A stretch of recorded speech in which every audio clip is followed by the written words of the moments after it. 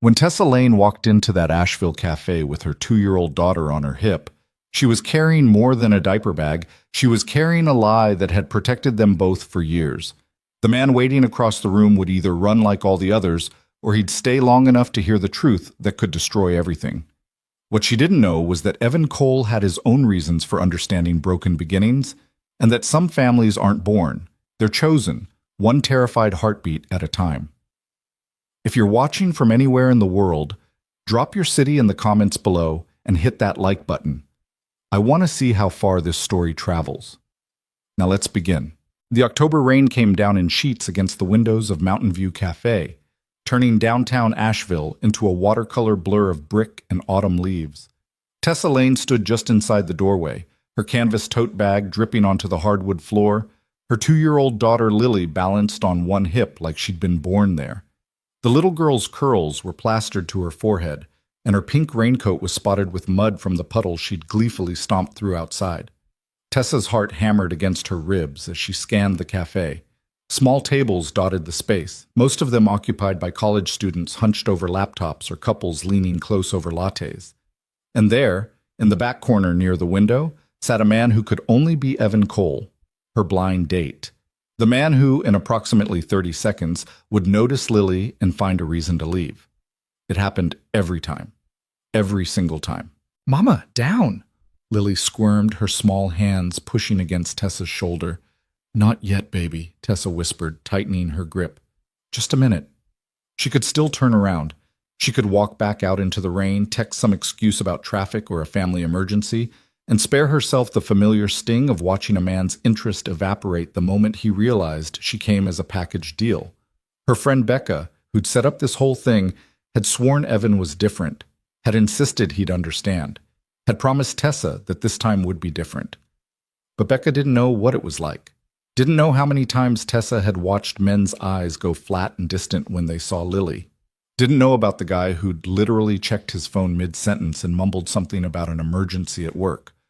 Or the one who'd said, with impressive bluntness, "I'm not trying to play daddy," to someone else's kid. Someone else's kid. The words still burned. Tessa took a breath and started walking. She'd come this far. She'd gotten a babysitter lined up, had picked out this stupid blue sweater that Becca said brought out her eyes, had actually blow-dried her hair for the first time in a month. And then Lily's regular sitter had texted an hour ago with the flu, and the backup sitter wasn't answering, and Tessa had stared at her phone debating whether to cancel or just bring Lily along and get the inevitable disappointment over with quickly. She'd chosen quickly. Evan looked up as she approached, and Tessa watched his face carefully, cataloging every micro-expression.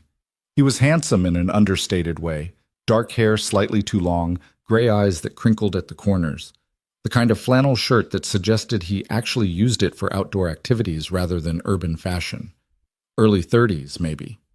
Becca had said he worked in environmental consulting, that he was kind and steady, and exactly the type of guy you need. His gaze moved from Tessa's face to Lily, and Tessa felt her stomach clench. Here it comes. But Evan's expression didn't shudder. Instead, something shifted in his eyes. Surprise, yes, but not the kind she was used to.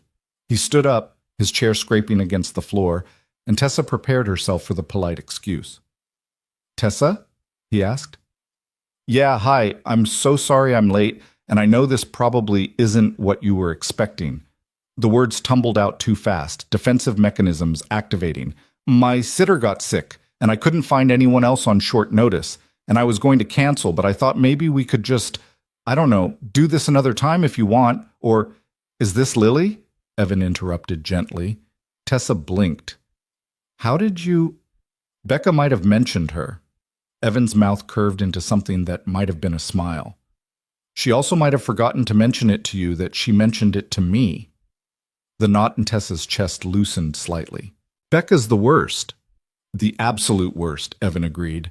He pulled out the chair across from him. "Please sit. I'll grab you guys some napkins. You're both pretty soaked."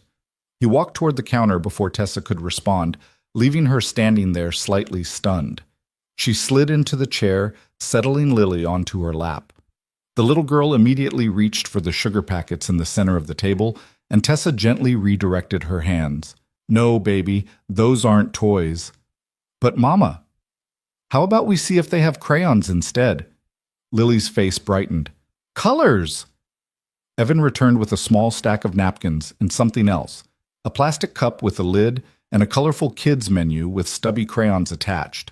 He set them on the table with the kind of casual competence that suggested this wasn't his first time dealing with a toddler. They keep these behind the counter, he explained, sliding back into his seat. I asked. Tessa stared at him. You didn't have to. It's no problem. Evan pushed the cup toward Lily. Apple juice okay? I should have checked if she had any allergies first. No allergies, and apple juice is perfect, thank you. Tessa watched as Lily grabbed the cup with both hands, her earlier squirminess forgotten. Really, thank you. You're welcome. Evan met her eyes, and there was something genuine in his expression that made Tessa's defenses wobble. I'm glad you came, even if Becca is a terrible friend who can't communicate basic information. Despite herself, Tessa laughed. It came out rusty, like she was out of practice. She really is the worst. We should probably stop saying that before we hurt her feelings. She doesn't have feelings. She has schemes. Tessa ran a hand through her damp hair, suddenly aware of how bedraggled she must look. I really am sorry about this. This isn't exactly... blind dates are awkward enough without... A toddler? Evan finished. True, but I've been on worse first dates, trust me. Yeah? One time a woman brought her emotional support peacock. Tessa's jaw dropped. You're lying. I wish I was. His name was Reginald. Evan's expression was perfectly deadpan. He did not like me. The feeling was mutual. This time Tessa's laugh was real, full-bodied, and it felt good. It felt normal. When was the last time she'd laughed on a first date? When was the last time she'd made it past the first 5 minutes without apologizing for existing? Lily had abandoned her juice and was now attempting to color on the kids' menu, her tiny fist wrapped around a purple crayon. She scribbled with intense concentration, her tongue poking out the corner of her mouth. She's beautiful, Evan said quietly. Tessa's throat tightened. Thank you. How old? 2.5. Well, 2 years and 7 months, but who's counting? The 2-year-old stage. That's a fun one. Something in his tone caught Tessa's attention. You sound like you're speaking from experience. Evan hesitated, and for a moment Tessa thought maybe she'd pushed too hard, too fast. But then he nodded slowly. I have a daughter, Harper. She just turned 5. The cafe seemed to get quieter, or maybe it was just that Tessa's entire focus had narrowed to the man sitting across from her, who suddenly made so much more sense. The easy way he'd handled the sippy cup, the lack of judgment, the fact that he was still sitting here. Becca didn't mention that, Tessa said carefully. I asked her not to. Evan's fingers drummed lightly against his coffee cup. I've learned that leading with single dad tends to complicate things. Women either run immediately or they get this look like they want to rescue me. I'm not really interested in either reaction. Yeah, Tessa breathed. Yeah, I get that. Do you? Single mom. She gestured at Lily, who was now humming tunelessly while she colored. Leading with that tends to clear a room pretty fast. Understanding passed between them, the kind that didn't need words. Evan leaned back in his chair, some of the tension leaving his shoulders. So we've both been ambushed by Becca's matchmaking. Apparently we have. Should we be mad at her? Tessa considered this. Lily had moved on from purple to red, creating what could generously be called abstract art across the kids' menu. The rain was still coming down outside, and the cafe smelled like coffee and cinnamon, and Evan was looking at her like she was a person, not a problem to be solved. Ask me again in an hour, she said. Evan grinned. Fair enough. He caught the attention of a passing server. Should we order? I don't know about you, but I'm starving, and I'm guessing Lily might want something more substantial than apple juice. She could probably use some actual food, Tessa admitted. Fair warning, though, she's in a phase where she only eats things that are beige. Beige? Chicken nuggets, French fries, crackers. Anything brown or beige. It's a very limited color palette. Harper went through that too, lasted about 6 months. We called it her neutral period. How'd you get her past it? Bribery and persistence? Also, I discovered that if you put ranch dressing on something, it technically becomes beige adjacent. Tessa snorted. That's genius. I have my moments. The server arrived, and Evan ordered a sandwich while Tessa requested chicken tenders for Lily and a salad for herself. When the server left, Lily immediately began fussing, reaching for Tessa's phone on the table. No, baby, no phone right now. But Mama, I wanna... I know, but we're having lunch. You can color instead. Don't want to color. Lily's voice pitched toward a whine, and Tessa felt the familiar heat of embarrassment creeping up her neck. Every parent knew this moment, the split second before a toddler decides whether to escalate or retreat. And with an audience, the stakes felt impossibly high. Hey, Lily, Evan said, his voice calm. What's your favorite animal? Lily paused mid-whine, looking at him suspiciously. Bunny? Bunnies are great. Do you want to see a picture of a bunny I saw last week? Lily nodded, and Evan pulled out his phone. He swiped a few times, then turned the screen toward her. See? He was in my backyard eating flowers. He's fluffy. Lily's mood shifted instantly, her attention fully captured. Super fluffy, Evan agreed. My daughter named him Mr. Whiskers. That's a good name, Lily declared seriously. Crisis averted. Tessa exhaled slowly, sending Evan a grateful look. He just shrugged, like distracting toddlers from impending meltdowns was something he did every day, which she supposed he probably did. So, Evan said, setting his phone down where Lily could still see the bunny picture, Becca mentioned you work at the community center? I'm a program coordinator, Tessa confirmed. Mostly organizing activities for kids and families, summer camps, after-school programs, that kind of thing. It's not glamorous, but I like it. Sounds like exactly the kind of job that would suit someone who's good with kids. I don't know about good. More like experienced by necessity. Tessa smoothed Lily's curls absently. You learn fast when you're doing it on your own. How long have you been on your own? The question was gentle, not prying, but it still made Tessa's chest tighten. This was the part where the conversation could veer into territory she wasn't ready for. The questions about Lily's father, about what had happened, about the story Tessa had been telling for over 2 years now. Since she was born, Tessa said carefully. It's just been the two of us from the start. Evan nodded, and blessedly he didn't push. I get that. Harper and I have been on our own for about 3 years now. That must be hard. It is. Something flickered across Evan's face, there and gone. But you figure it out. For them, you figure it out. Yeah, Tessa said softly. You do. Their food arrived, breaking the moment. Lily perked up at the sight of chicken tenders, and Tessa cut them into careful pieces while Evan doctored his sandwich with mustard. For a few minutes, they ate in comfortable silence, punctuated only by Lily's happy humming and the gentle clatter of the cafe around them. So what do you do? Tessa asked between bites of salad. Becca said something about environmental work. Environmental consulting, Evan confirmed. I do impact assessments for construction projects, make sure companies aren't destroying protected habitats or contaminating water supplies. Thrilling stuff. Sounds important. It can be. Most of the time, it's a lot of paperwork and arguing with developers who think environmental regulations are suggestions. He took a bite of his sandwich. But occasionally I get to save a wetland or protect an endangered species, and that makes the boring parts worth it. Do you travel a lot? Not as much as I used to. When Harper was younger, I took a job that's mostly local so I could be around more. There's only so much single parenting you can do from hotel rooms. Tessa knew exactly what he meant. She'd turned down a promotion last year because it would have meant evening hours and weekend work, time she didn't have when it was just her and Lily.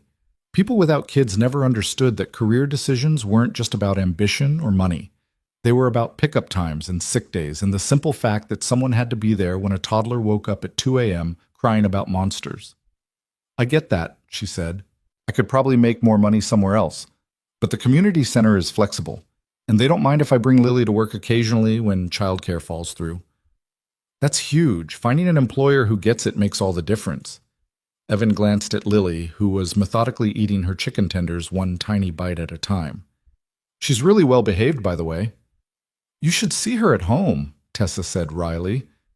This is her public persona. In private, she's a tiny tornado of destruction. Harper's the same. People always tell me how sweet and quiet she is, and I'm like, are we talking about the same kid who drew on the walls with permanent marker last Tuesday? Oh God, the wall art phase. We went through that.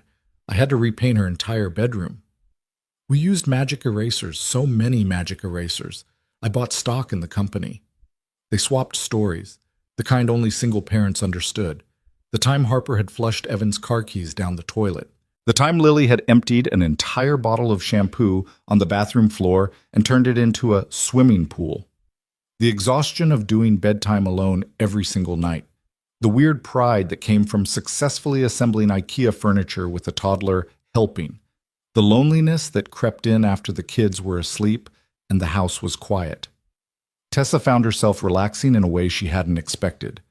Evan wasn't performing. He wasn't trying to impress her with stories of his career or his hobbies or how much he could deadlift. He was just there, present, real. He laughed at her jokes, asked follow-up questions, and seemed genuinely interested in the mundane details of her life. It was disorienting how easy this felt. "Mama, all done," Lily announced, pushing her plate away. "Good job, baby. Do you want to wash your hands?" Lily nodded vigorously, her hands sticky with ketchup. Tessa started to stand, but Evan waved her off. "I'll take her. Finish your food." "Where's the bathroom?" "Back corner, but you really don't have to." "I know I don't have to, but I'm already up, and you've been doing everything solo all day. Let me help." Before Tessa could protest further, Evan had scooped Lily out of her chair. She went willingly, which was its own small miracle, and was heading toward the bathroom. Tessa watched them go, something warm and unfamiliar blooming in her chest. When was the last time someone had just helped? Without being asked, without making it into a big production, without expecting gratitude or praise. She couldn't remember. They returned a few minutes later, Lily's hands clean and her face damp from what had clearly been a thorough washing. Evan set her back in the chair, and she immediately reached for her crayons again. "She told me all about her stuffed bunny," Evan reported. "Apparently his name is Snowflake, and he doesn't like carrots." "That's accurate. Snowflake has very specific opinions." All the best stuffed animals do." Evan settled back into his seat. "Harper has a stuffed elephant named Peanut who requires his own seat at the dinner table, non-negotiable." "That's adorable." "It's ridiculous, but I love it." He smiled, and it was the kind of smile that made Tessa's stomach flip. Kids make life weird in the best ways. They really do. Outside, the rain had slowed to a drizzle, and the afternoon light was starting to shift toward evening. Tessa glanced at her phone and was startled to realize they'd been talking for almost 2 hours. It felt like 20 minutes. "I should probably get her home soon," she said reluctantly. "Someone's bedtime is in about an hour, and if we miss it, we're all doomed." "The sacred bedtime window," Evan said solemnly. "I respect that." "You have to. It's the law of toddlers. Unbreakable law." He hesitated, then leaned forward slightly. "This might be forward, but would you want to do this again? Maybe somewhere kid-friendly next time, so we could both bring our daughters. There's a park Harper loves, and they have a really good playground." Tessa's heart kicked against her ribs. "You want to see me again? With Lily?" "Why wouldn't I?" "I don't know, most guys." She trailed off, unsure how to finish the sentence without sounding pathetic. Evan's expression softened. "I'm not most guys, and Lily's not a deal-breaker, Tessa. She's part of your life. That's not something to apologize for." The words landed like a balm on wounds Tessa hadn't realized were still bleeding.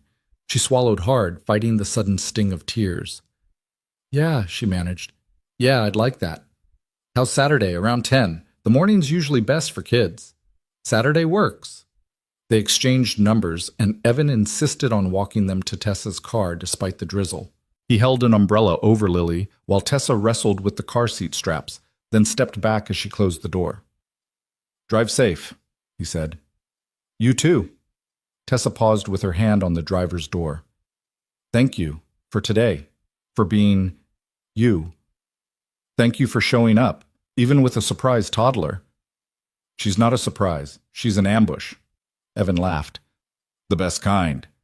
Tessa drove home with Lily singing nonsense songs in the back seat, and for the first time in years she let herself feel something dangerous. Hope. Saturday dawned clear and cool, the kind of perfect October morning that made Asheville look like a postcard. Tessa dressed Lily in her favorite purple leggings and a sweater with a cat on it, then spent an embarrassing amount of time debating what she herself should wear. Jeans and a sweater felt too casual. A dress felt too formal. She finally settled on jeans, ankle boots, and a forest green cardigan that Becca had once said made her look approachable but interesting. "Mama pretty," Lily declared when Tessa emerged from the bedroom. "Thank you, baby. You're pretty too." "I know." Lily spun in a circle, making her skirt flare out. "Where are we going?" "To the park, remember? To play with the little girl I told you about." "The girl with the elephant?" "That's right. Harper." "Can I bring Snowflake?" "Sure, baby." They arrived at the park 15 minutes early, a hazard of Tessa's chronic anxiety about being late, and claimed a bench near the playground. Lily immediately wanted to explore, and Tessa kept one hand wrapped around hers as they walked the perimeter.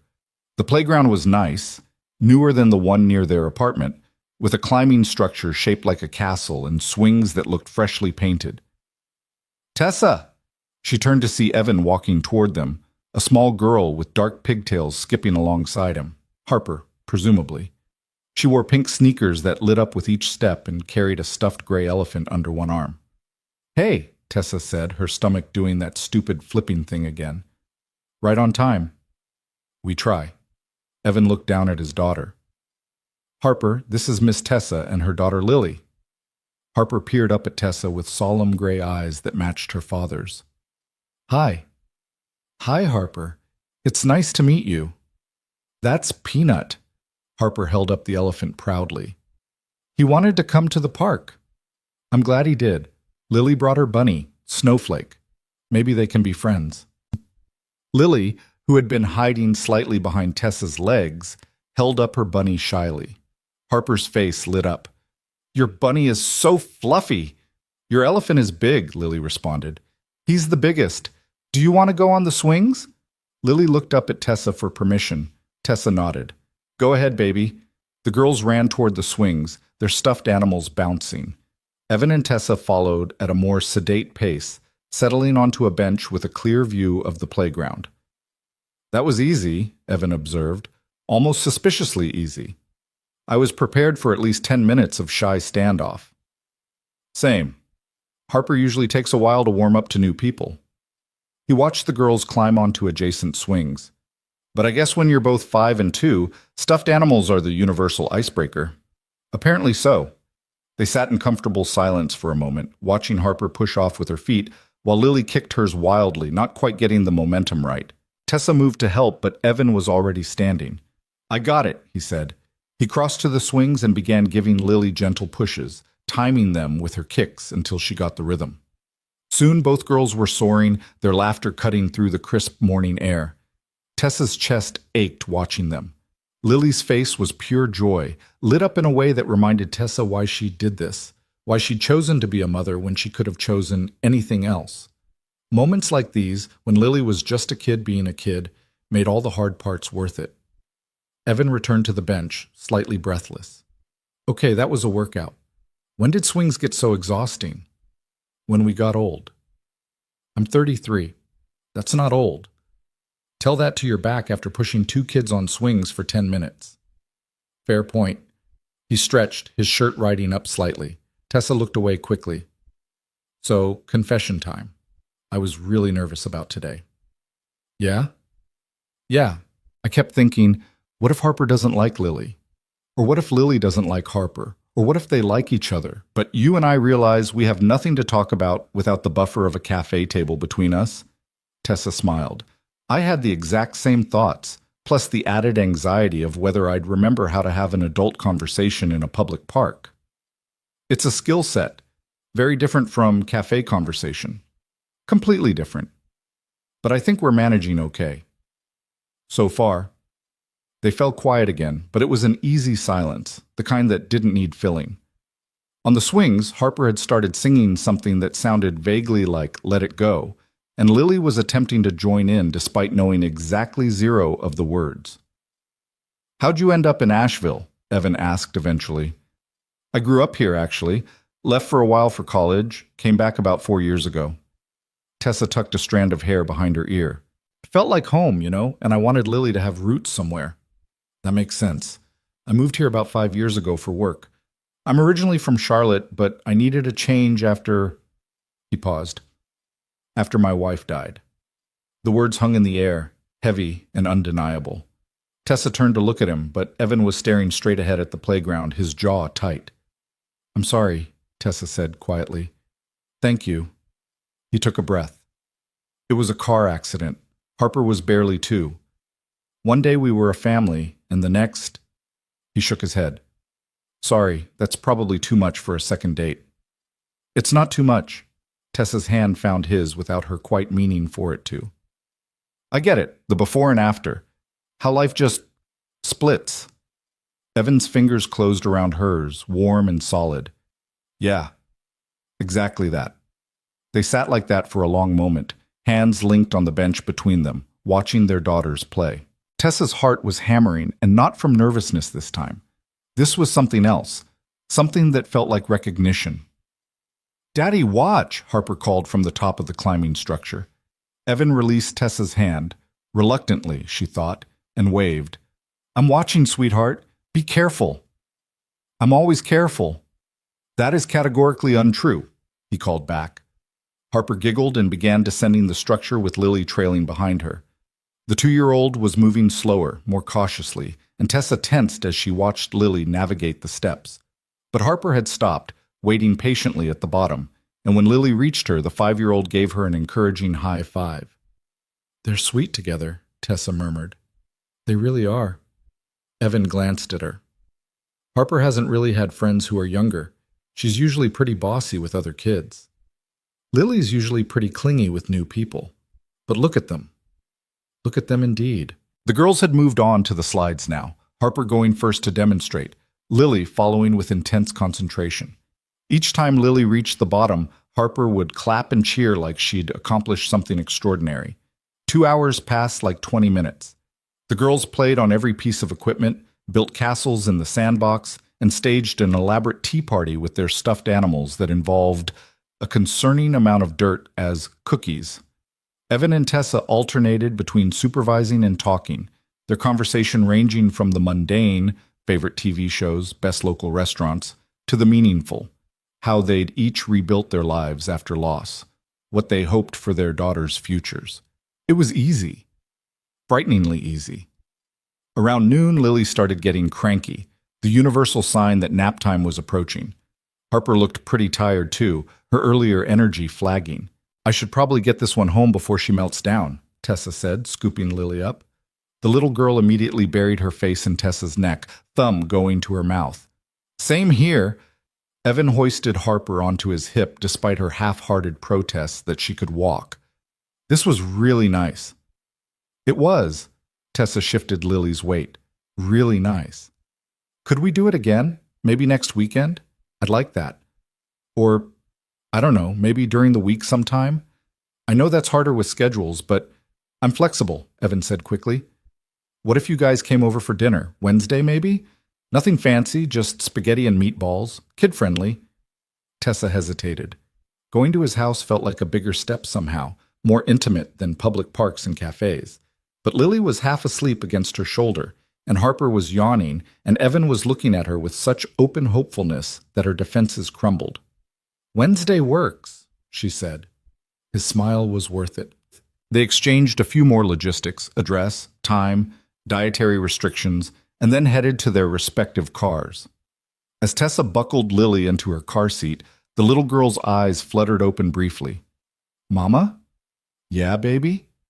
"I like Harper." "I'm glad, sweetie. And I like Harper's daddy." Tessa's throat tightened. "Me too, baby. Me too." Wednesday evening, Tessa stood outside Evan's house with a bottle of wine in one hand and Lily's hand in the other, trying to calm her racing heart. The house was a small craftsman-style bungalow with a neat front porch and window boxes full of late-season flowers. Warm light spilled from the windows, and she could see shadows moving inside. Normal. It looked so normal. She rang the doorbell.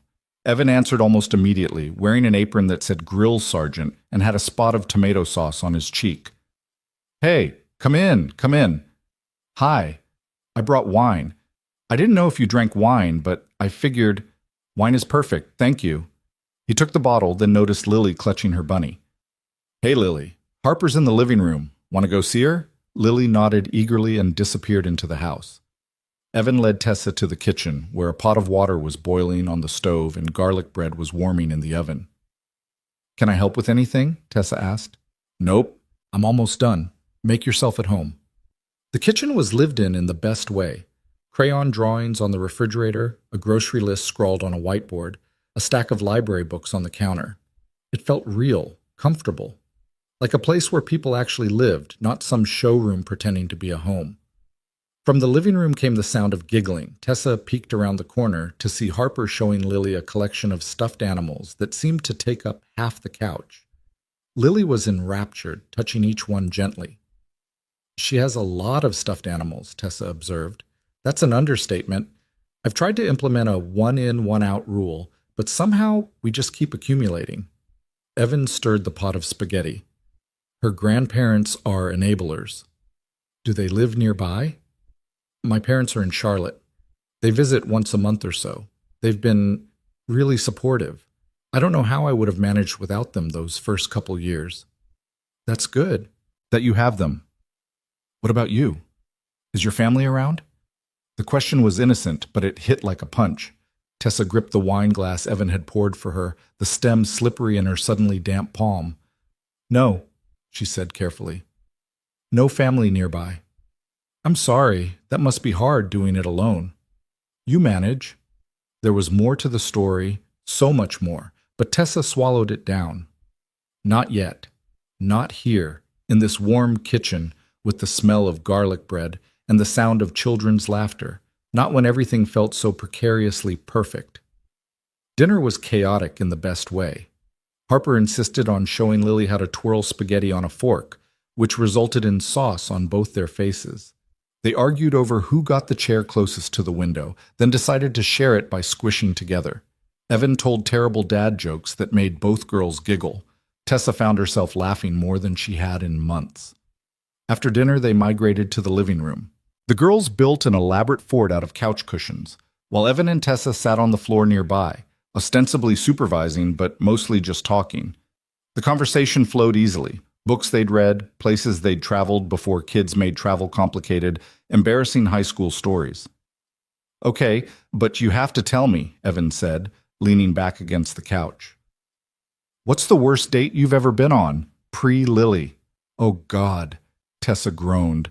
"There was this guy in college who took me to a basketball game, which would have been fine except he spent the entire time screaming at the refs and didn't say a single word to me.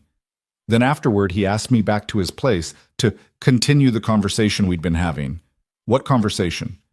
"Exactly," Tessa laughed. "I told him I had to wake up early for a thing, and he asked if the thing was being boring. No. Yes, those exact words." "That's horrible." Evan was grinning. "Please tell me you left immediately." "I called my roommate to fake an emergency. She came through beautifully, told him my fish was dying, and I needed to get home immediately." "Did you have a fish?" "I did not." "He didn't ask follow-up questions." "Beautiful." Evan shook his head. "Okay, my worst was a woman who spent the entire date talking about her ex-boyfriend. And I mean the entire date. His name was Trevor. He worked in finance. He had great hair. He was bad at communication. She showed me pictures." "No." "Multiple pictures, including one of them at Disneyland." "That's truly horrible." At the end of the night, she asked if I wanted to get coffee again, and I panicked and said I was moving to Alaska. Tessa nearly spit out her wine. "Alaska?" It was the first thing that came to mind.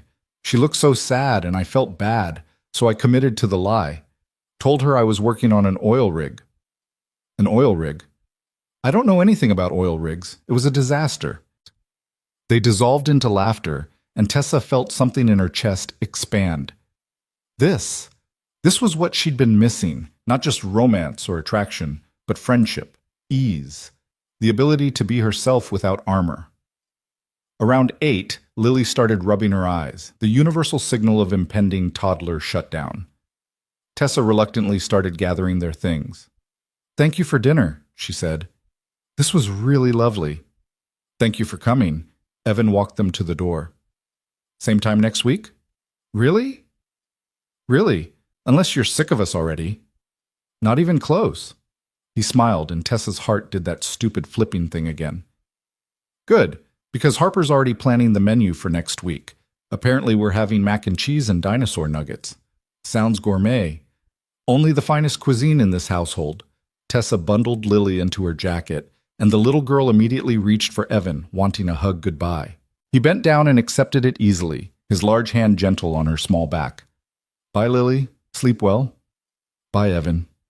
It was the first time Lily had called him by name, and something passed between Evan and Tessa, a recognition of the small significance of that moment. In the car, Lily fell asleep before they even left the neighborhood. Tessa drove home slowly, her mind spinning. This was happening. Whatever this was, it was really happening, and for the first time she was starting to believe it might actually work, which made the secret she was carrying feel heavier than ever. The weeks that followed developed a rhythm that felt both terrifying and inevitable. Wednesday dinners became a standing appointment, the kind neither Tessa nor Evan bothered to confirm anymore because they both knew they'd be there. Sometimes they cooked together while the girls played, their shoulders bumping in Evan's small kitchen as they chopped vegetables or stirred sauce. Other times they ordered pizza and let the evening stretch long and lazy.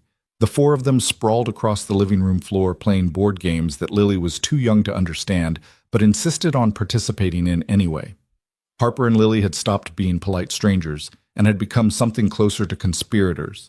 They had inside jokes that made no sense to adults, elaborate games that involved complex rules only they understood, and a shared language of giggles and whispers that excluded everyone else in the best possible way. Tessa would watch them together and feel her heart swell and break simultaneously, because Lily had never had this before. Never had another child who wanted to be around her, who chose her company, who made her laugh until she couldn't breathe. It was everything Tessa had wanted for her daughter, which made the lie she was living feel sharper with every passing day. On a gray afternoon in late October, Tessa sat in her office at the community center, staring at a registration form for the winter session of toddler music classes. The form asked for basic information: parent name, child name, emergency contacts. Standard stuff. But then there was a line that said relationship to child, and Tessa's pen hovered over it for a solid minute before she finally wrote what she always wrote: mother. It wasn't a lie, not really. She was Lily's mother in every way that mattered. But it also wasn't the whole truth, and the weight of that partial truth was getting harder to carry. Her phone buzzed. A text from Evan. "Harper wants to know if Lily can come to her dance recital on Saturday. It's at 2 p.m. at the elementary school. Fair warning, it will be chaotic and possibly terrible, but she's very excited about her costume." Tessa smiled despite the knot in her stomach. She typed back, "We'd love to come." "What's the costume?" "A flower. Specifically a sunflower. She has a hat with petals. It's ridiculous and adorable. Can't wait to see it." "You're braver than most." "See you Saturday?" "See you Saturday." Tessa set her phone down and pressed her palms against her eyes. She was in too deep now. Way too deep. It wasn't just about her anymore. Lily was attached to Harper, to Evan, to the life they were building together. And if Tessa came clean now, if she told Evan the truth about who Lily really was, there was a very real chance he'd pull away. Not because he was a bad person, but because people got weird about this kind of thing. They started asking questions, started wondering what else she'd lied about, started seeing her differently. And Tessa couldn't bear the thought of Evan looking at her differently. Saturday arrived with the kind of crisp autumn weather that made Asheville look like a painting. Tessa dressed Lily in her nicest dress, navy blue with white polka dots, and they arrived at the elementary school gym 15 minutes early. The place was already packed with parents wielding cameras and grandparents saving seats with coats and purses. Tessa spotted Evan near the front, and her heart did its familiar stutter step. He was wearing dark jeans and a button-down shirt with the sleeves rolled up, and he looked nervous in a way that was endearing. When he saw them, his face broke into a relieved smile. "Thank God," he said as they approached. "I was starting to think you got lost." "We're early," Tessa pointed out. "I've been here for 45 minutes. Harper made me promise to get a good seat." He gestured to the 2 chairs he'd saved next to him. "She's backstage having a minor meltdown about her hat, but her teacher promised me it's under control." "What kind of meltdown?" "The petals aren't fluffy enough, apparently." "I don't know what that means, but it's very important." Tessa laughed and settled into the chair next to him, lifting Lily onto her lap. The little girl immediately started pointing at all the decorations, paper leaves taped to the walls, a hand-painted banner that said "Fall into Dance," and asking questions in rapid-fire succession. "Mama, why those leaves not real?" "Because they're decorations, baby." "But why?" "To make it pretty." "But why?" "Let's see if we can spot Harper when the dancers come out, okay?" Lily nodded, momentarily distracted.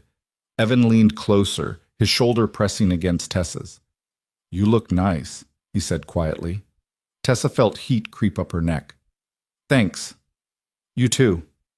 I clean up okay when forced." "Is that what this is? Force?"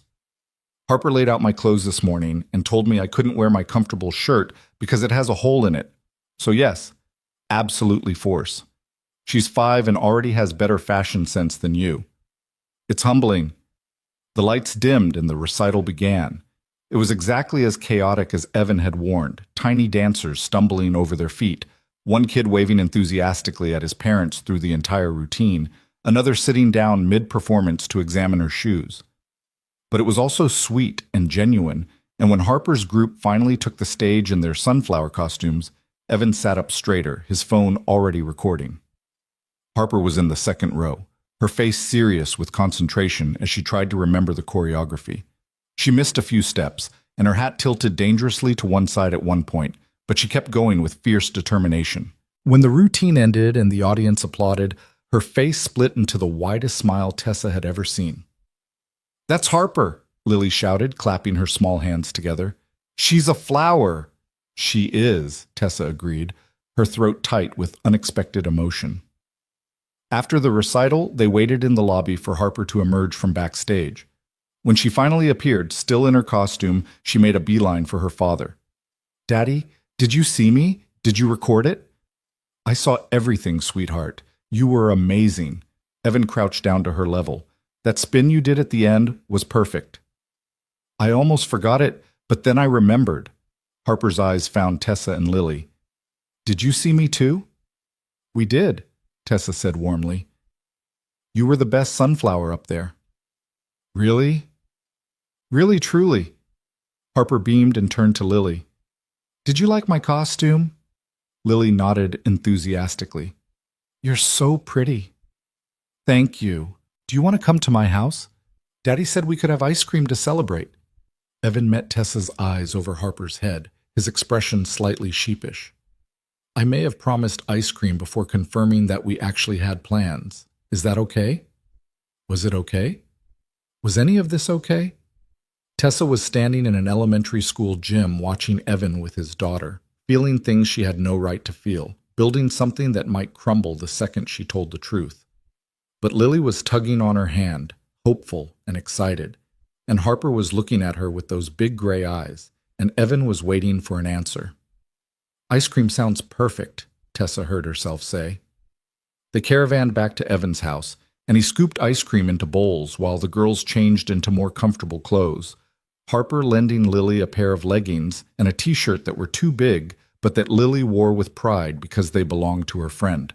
They ate their ice cream in the backyard despite the cool temperature, the girls running around the small yard afterward, burning off sugar-fueled energy. "She was really good up there," Tessa said, watching Harper show Lily how to do a cartwheel. "She practiced for weeks. I had to listen to that song approximately 800 times. Evan scooped the last of his ice cream, but seeing her face when she finished, worth every repetition. "You're a good dad." "I try.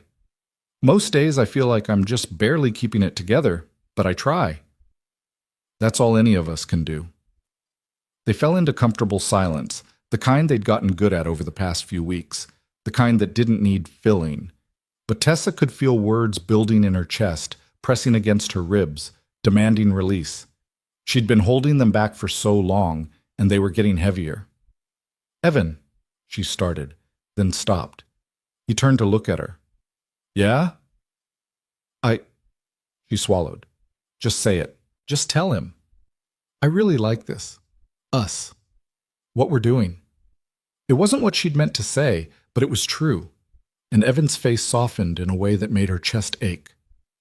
"I really like it too," he said quietly. "More than I thought I would. More than I thought I could." "What do you mean?" He was quiet for a moment, watching Harper and Lily play. "After Sarah died, I didn't think I'd want this again. A relationship, I mean. It felt like tempting fate, you know? Like I'd already had my chance at happiness and asking for more was greedy. That's not greedy. Maybe not, but it felt that way." He turned back to her. "And then Becca ambushed me with a blind date, and I showed up prepared to make an excuse and leave early. But then you walked in with Lily, and you looked so ready for me to disappoint you, and I wanted to prove you wrong." Tessa's eyes stung. "You did. You proved me very wrong." "Good." His hand found hers, threading their fingers together. "Because I like you, Tessa. I like Lily. I like who Harper is when she's around you guys. And I know it's only been a few weeks, but it feels right. Does that make sense?" "Yeah," Tessa whispered. "It makes sense." He leaned in slowly, giving her time to pull away. But Tessa didn't pull away. She met him halfway, and when his lips touched hers, it felt like coming home. The kiss was soft, tentative, the kind of first kiss that acknowledged there were children 10 feet away who could look over at any second. But it was also real and warm and full of promise. When they pulled apart, Evan was smiling. "I've wanted to do that for weeks." "Me too." "Daddy kissed Tessa." Harper's voice rang out across the yard. They broke apart, and Tessa felt her face flame. Both girls were staring at them, Harper with delight, Lily with confusion. "Is Evan your boyfriend now?" Harper demanded. We... Tessa looked helplessly at Evan. "Maybe we should talk about that later," Evan said diplomatically. "Right now, I think someone needs to show me that cartwheel again." Harper was immediately distracted, and the moment passed.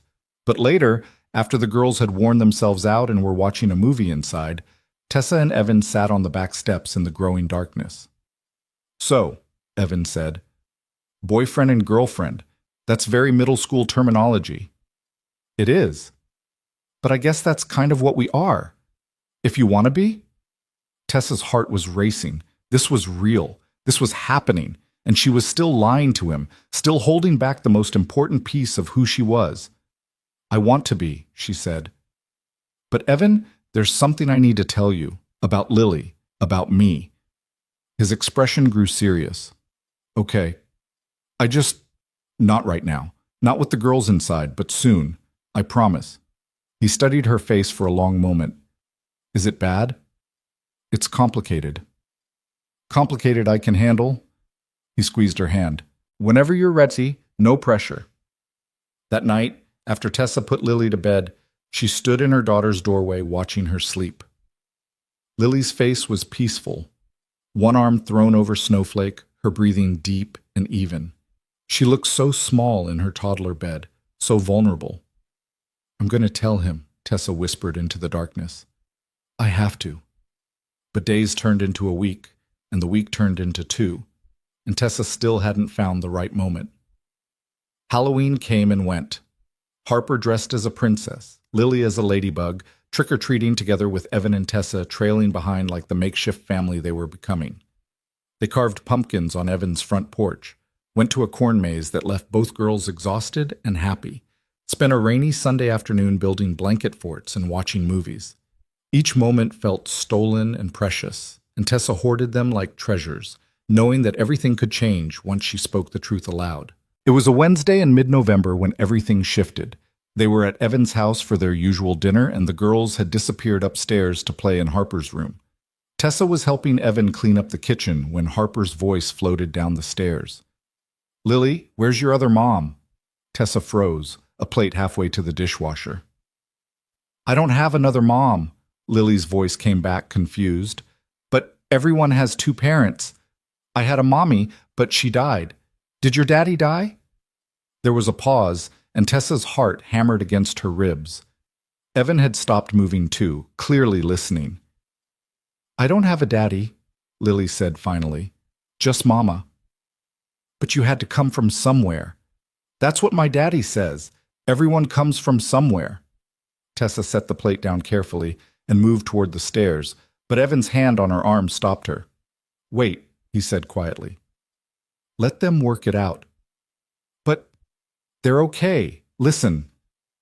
Upstairs, Lily was talking again. Mama says I came from love. That's all I need to know right now. That's pretty, Harper said, and just like that, the conversation moved on to something about which stuffed animal should be the queen of their imaginary kingdom. Tessa sagged against the counter, her legs suddenly weak. Evan was looking at her with an expression she couldn't quite read. You okay? He asked. Yeah, that kind of question always catches me off guard. Kids are like that. They ask the hard stuff without warning. He dried his hands on a dish towel. For what it's worth, I think came from love is a beautiful answer. Thanks. Is that part of what you wanted to talk to me about? Lily's father? Tessa closed her eyes. This was it. The moment she'd been dreading and avoiding in equal measure. She could deflect again, change the subject, buy herself more time, or she could finally tell the truth. Lily doesn't have a father, she said quietly. She never did. Not in any meaningful way. Evan nodded slowly. Okay. And there's more to it than that. A lot more. But I can't talk about it here, not with the girls upstairs. Do you want to come over Friday night? My parents are taking Harper for a sleepover. We could actually talk, really talk. Friday, 2 days away. Tessa could last 2 more days. Okay, she whispered. Friday. The next 48 hours crawled by with agonizing slowness. Tessa played out the conversation in her head 100 different ways. She rehearsed what she'd say, how she'd explain, what words she'd use to make him understand. But every scenario ended with Evan looking at her differently, seeing her as someone who'd lied to him, who'd built a relationship on a foundation of omission. Friday evening arrived too quickly, and not quickly enough. Tessa's regular sitter, finally recovered from her flu, came to watch Lily, and Tessa drove to Evan's house with her stomach in knots. She'd changed clothes 3 times, which was ridiculous because this wasn't a date, this was a confession. But her hands were shaking as she rang the doorbell. Evan answered, looking almost as nervous as she felt. Hey, come in. The house was quieter without Harper's constant chatter. Evan had ordered Chinese food, and they ate at the kitchen table making stilted small talk about work and weather and anything that wasn't the elephant in the room. Finally, when the containers were empty and they'd run out of safe topics, Evan leaned back in his chair. So, he said gently, tell me. Tessa's hands twisted in her lap. I need you to understand that everything I've told you has been true. I am Lily's mother. I have been since the day she was born. But she's not. Biologically, she's not mine. Evan's expression didn't change. Okay. She's my sister's daughter. The words came faster now, like a dam breaking. My sister Emma. Emma got pregnant, and the father, he wasn't in the picture. He left when he found out. And Emma was going to do it alone. She was so brave about it. She had this whole plan, but then there were complications during the delivery, and she hemorrhaged, and they couldn't stop it, and she died. She died, and Lily lived, and suddenly I was the only family this tiny baby had. Tessa's voice cracked, and she pressed her palms against her eyes, trying to hold back tears. Evan's chair scraped against the floor, and then he was beside her, his hand on her back. Keep going, he said quietly. Everyone kept asking what I was going to do. Social workers, Emma's friends, people from the hospital, and I looked at this baby, this perfect tiny person who'd just lost her mother before she even knew her, and I couldn't imagine letting her go to strangers. So I took her. I told everyone I was her mother. I forged some documents. I moved to a new apartment. I started over completely. And I've been lying about it ever since. That's not lying, Evan said firmly. That's protecting her. But I lied to you. You let me think you're her mother, which you are. He turned her chair so she faced him, his hands on her shoulders. Tessa, listen to me. A mother isn't just biology. A mother is the person who shows up, the person who stays. You took a newborn baby and built a life for her. You sacrificed everything to give her a home. That's not lying. That's love. Tessa shook her head, tears streaming down her face now. But what if people find out? What if someone questions it? What if nothing? Did you legally adopt her? Yes. It took almost a year to get everything finalized, but yes, she's mine. Legally, officially, mine. Then there's nothing to question. Evan's thumbs brushed tears from her cheeks. And even if there was, even if the whole world had an opinion about it, the only thing that matters is that little girl upstairs who calls you mama and loves you with her whole heart. That's real. Everything else is just noise. You don't think differently of me? I think you're one of the bravest people I've ever met. His voice was rough with emotion. You could have walked away. You could have let someone else deal with it. But you didn't. You chose her. You chose to be her mother in the hardest possible circumstances, and you've been doing it alone for 2.5 years. That's not something to be ashamed of. That's something to be incredibly proud of. Tessa couldn't hold back the sobs anymore. They broke free in great heaving waves, and Evan pulled her against his chest, his arms wrapping around her tightly. She cried for Emma, for the sister she'd lost and the mother Lily would never know. She cried for all the times she'd felt like a fraud, all the moments she'd second-guessed herself, all the nights she'd wondered if she was enough.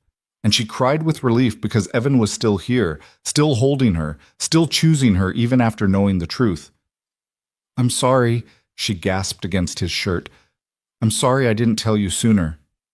"Don't apologize. You told me when you were ready. That's all that matters."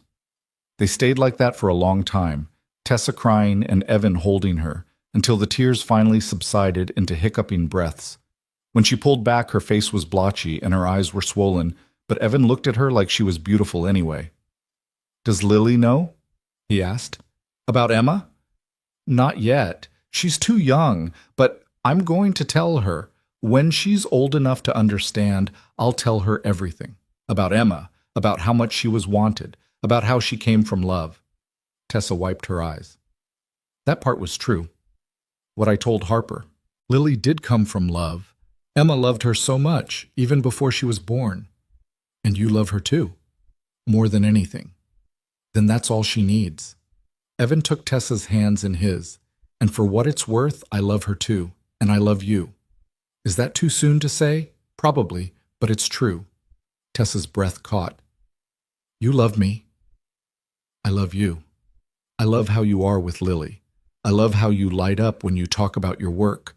I love that you snort when you laugh really hard. I love that you chose to be a mother when you could have chosen anything else. He squeezed her hands. I love all of it. All of you. I love you too, Tessa whispered. I've been terrified to say it, but I do. I love you so much it scares me. Good scared or bad scared? Both. Mostly good. He smiled and leaned in, and this kiss was different from their first one. It was deeper, more certain, full of the kind of promise that came from being fully seen and choosing to stay anyway. When they finally pulled apart, Tessa felt lighter than she had in years. The secret that had been crushing her for so long was finally shared, and instead of driving Evan away, it had somehow brought them closer. They moved to the couch, and Tessa curled against Evan's side, his arm around her shoulders. They talked about Emma, what she'd been like, how she'd died, how Tessa still missed her every single day. They talked about Sarah too, about Evan's grief, about how loving someone after loss felt both terrifying and necessary.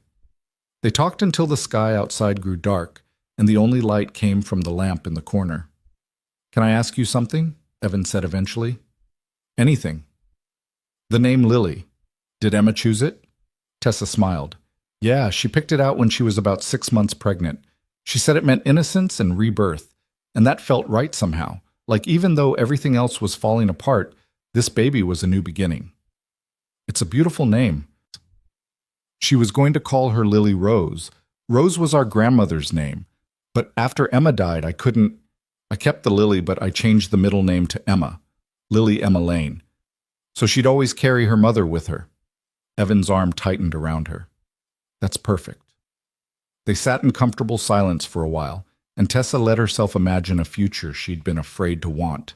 A future where this was permanent, where Evan and Harper were family, where Lily grew up with a father figure and a sister and a home that felt whole. It was almost too much to hope for. But for the first time, she let herself try. I should probably get home, she said reluctantly. The sitter has school tomorrow. I'll walk you out. At her car, Evan kissed her goodbye with the kind of tenderness that made Tessa's eyes sting all over again. Thank you, she whispered against his lips. For what? For staying, for understanding, for loving us. Always, he promised. I'm not going anywhere. Tessa drove home with her heart full and her mind quiet for the first time in months. When she got back to her apartment, Lily was already asleep, and the sitter reported no problems. Tessa paid her, locked the door behind her, and then went to Lily's room. She stood in the doorway like she did most nights, watching her daughter sleep. But tonight felt different. Tonight the weight of her secret was gone, replaced by something that felt like hope. You were loved first by Emma, Tessa whispered into the darkness. And then you were loved by me. And now you're loved by Evan and Harper too. That's a lot of love for one little girl. Lily shifted in her sleep, her hand curling around Snowflake's ear.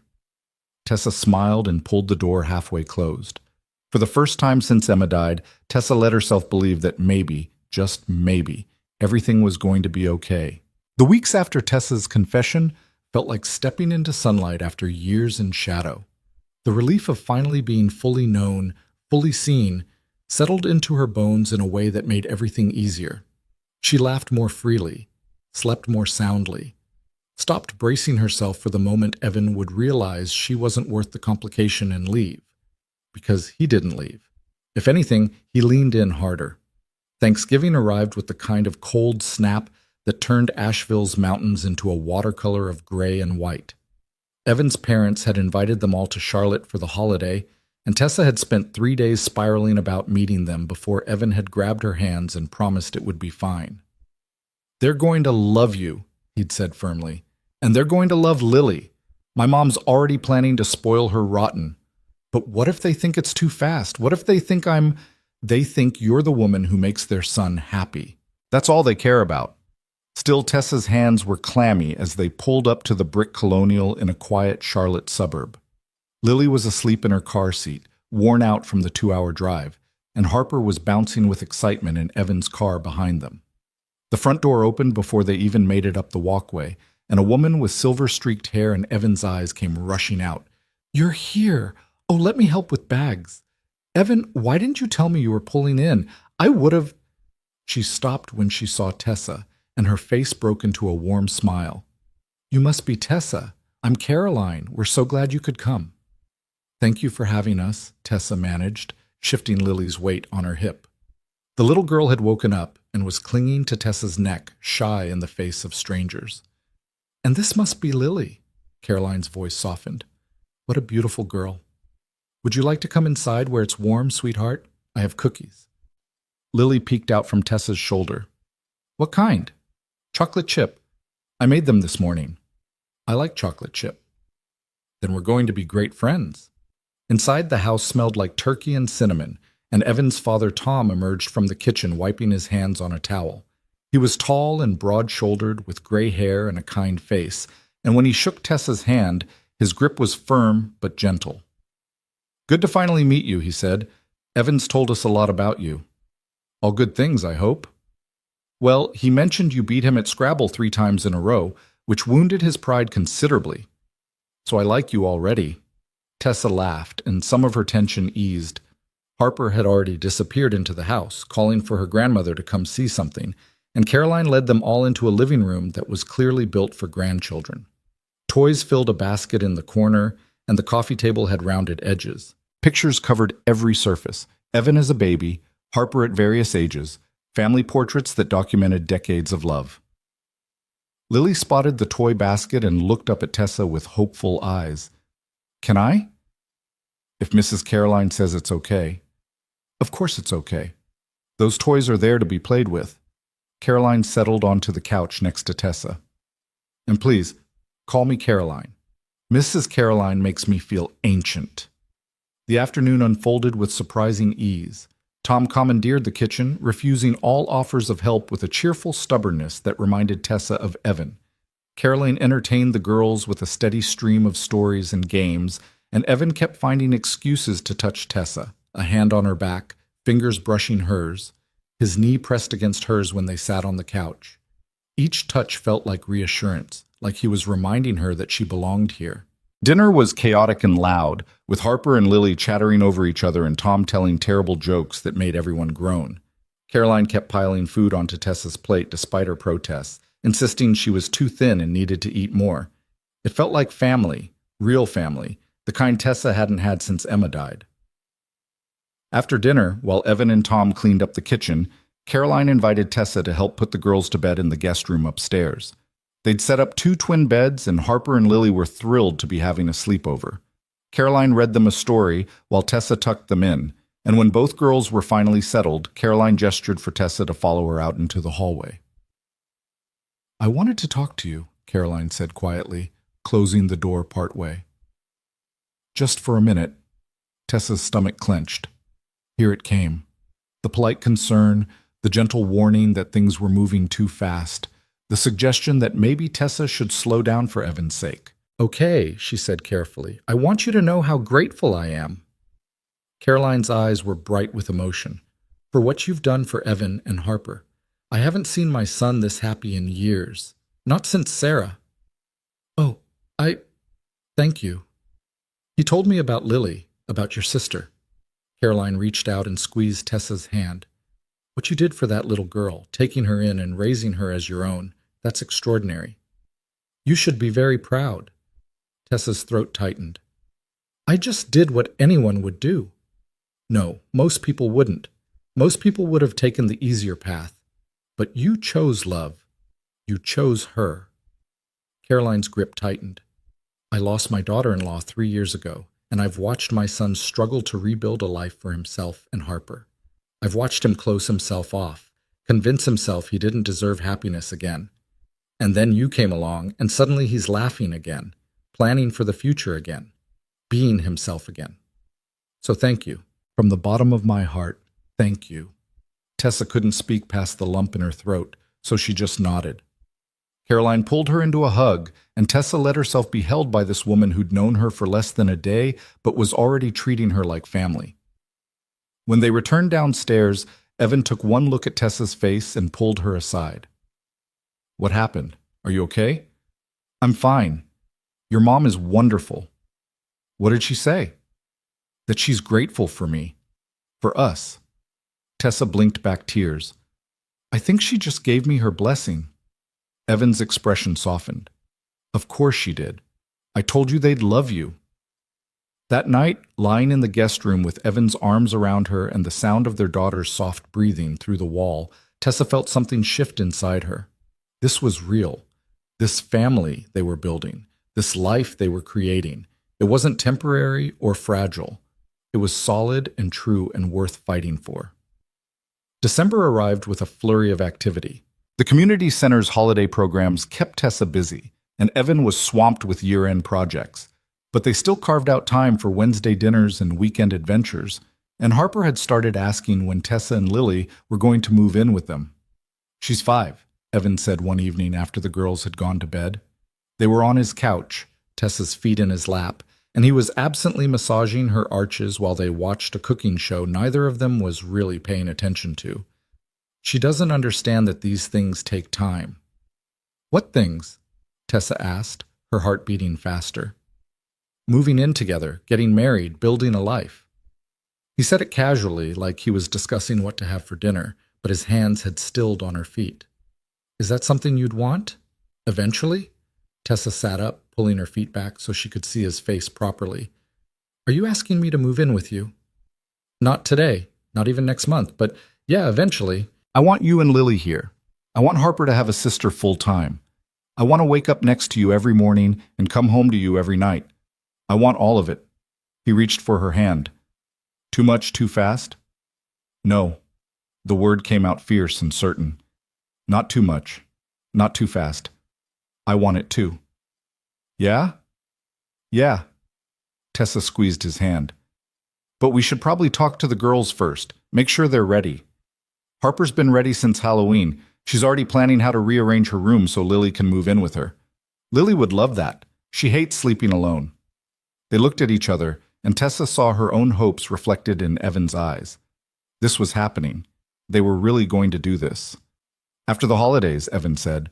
Let's talk to them after the holidays, and if everyone's on board, we can start looking at timelines.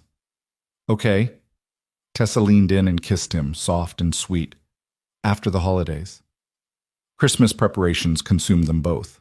Tessa took Lily to see Santa at the mall, endured the obligatory screaming photo, and let her daughter dictate a very specific list that included a real live bunny and a sister who stays forever. Evan helped Harper write her letter to Santa, which requested mostly art supplies and, for Lily, to be my real sister, and not just my friend. The request broke Tessa's heart in the best way. They decided to spend Christmas Eve at Tessa's apartment and Christmas morning at Evan's house, giving the girls 2 celebrations and doubling the magic. On Christmas Eve, they made cookies and watched holiday movies, and after Lily fell asleep, Evan helped Tessa assemble the elaborate dollhouse she'd bought that came with approximately 8 million tiny pieces. I'm pretty sure this violates several international treaties, Evan muttered, squinting at the incomprehensible instruction manual. No one should have to assemble furniture this small. It's not furniture, it's a dream home for Lily's stuffed animals. It's a nightmare is what it is. Why does the kitchen have 14 separate pieces? It's a 2-inch kitchen. Tessa laughed quietly, trying not to wake Lily in the next room. You're the one with the engineering degree. Figure it out. I have a degree in environmental science, not miniature architecture. They worked in companionable silence for a while. The only sounds the soft click of plastic pieces and the gentle hum of the heater. Tessa's apartment was small, and the Christmas tree she'd put up was slightly crooked, but everything felt perfect. Evan was here, in her space, building something for her daughter. In a few months, this apartment would be part of their past, and they'd be building a future in his house. Their house. What are you thinking about? Evan asked, glancing up from the kitchen he'd finally managed to assemble. How much has changed in 3 months? How different everything is from what I thought my life would be. Good different or bad different? Good. So good it scares me sometimes. Evan set down the tiny sink he was holding and moved to sit next to her on the floor. What scares you about it? Tessa was quiet for a moment, trying to find the right words. I spent so long protecting myself and Lily, building walls, keeping people out, assuming everyone would leave eventually. And now you're here, and you're staying, and those walls are gone. I'm completely exposed. If something happened, if you changed your mind, I don't know if I could survive it. Nothing's going to happen, Evan said firmly. I'm not changing my mind. I love you, Tessa. I love Lily. That's not going away. You can't promise that. Yes, I can. He took her hands in his grip warm and solid. I know what it's like to lose someone you love. I know how terrifying it is to open yourself up to that possibility again. But I also know that the alternative, closing yourself off, protecting yourself from pain, that's not living. That's just existing. And I don't want to exist anymore. I want to live. With you. Tessa's eyes burned. I want that too. Then trust me. Trust this. We're going to be okay. She kissed him then, pouring everything she couldn't say into the contact. When they finally pulled apart, Evan's eyes were dark and his breathing was unsteady. We should finish this dollhouse, he said roughly. Before I forget, we're in an apartment with very thin walls and a toddler sleeping 10 feet away. Tessa laughed, the tension breaking.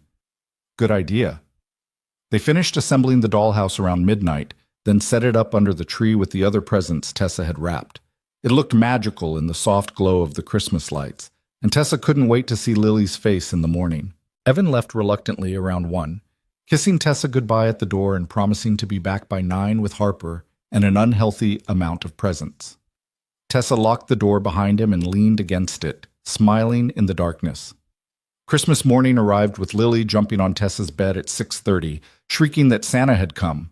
They opened presents in their pajamas, and Lily's reaction to the dollhouse was everything Tessa had hoped for: pure, unbridled joy. She spent an hour just exploring all the tiny rooms and furniture, narrating elaborate stories about the stuffed animals who lived there. Evan and Harper arrived at 9 as promised, laden with bags and wearing matching Santa hats that Harper had apparently insisted on.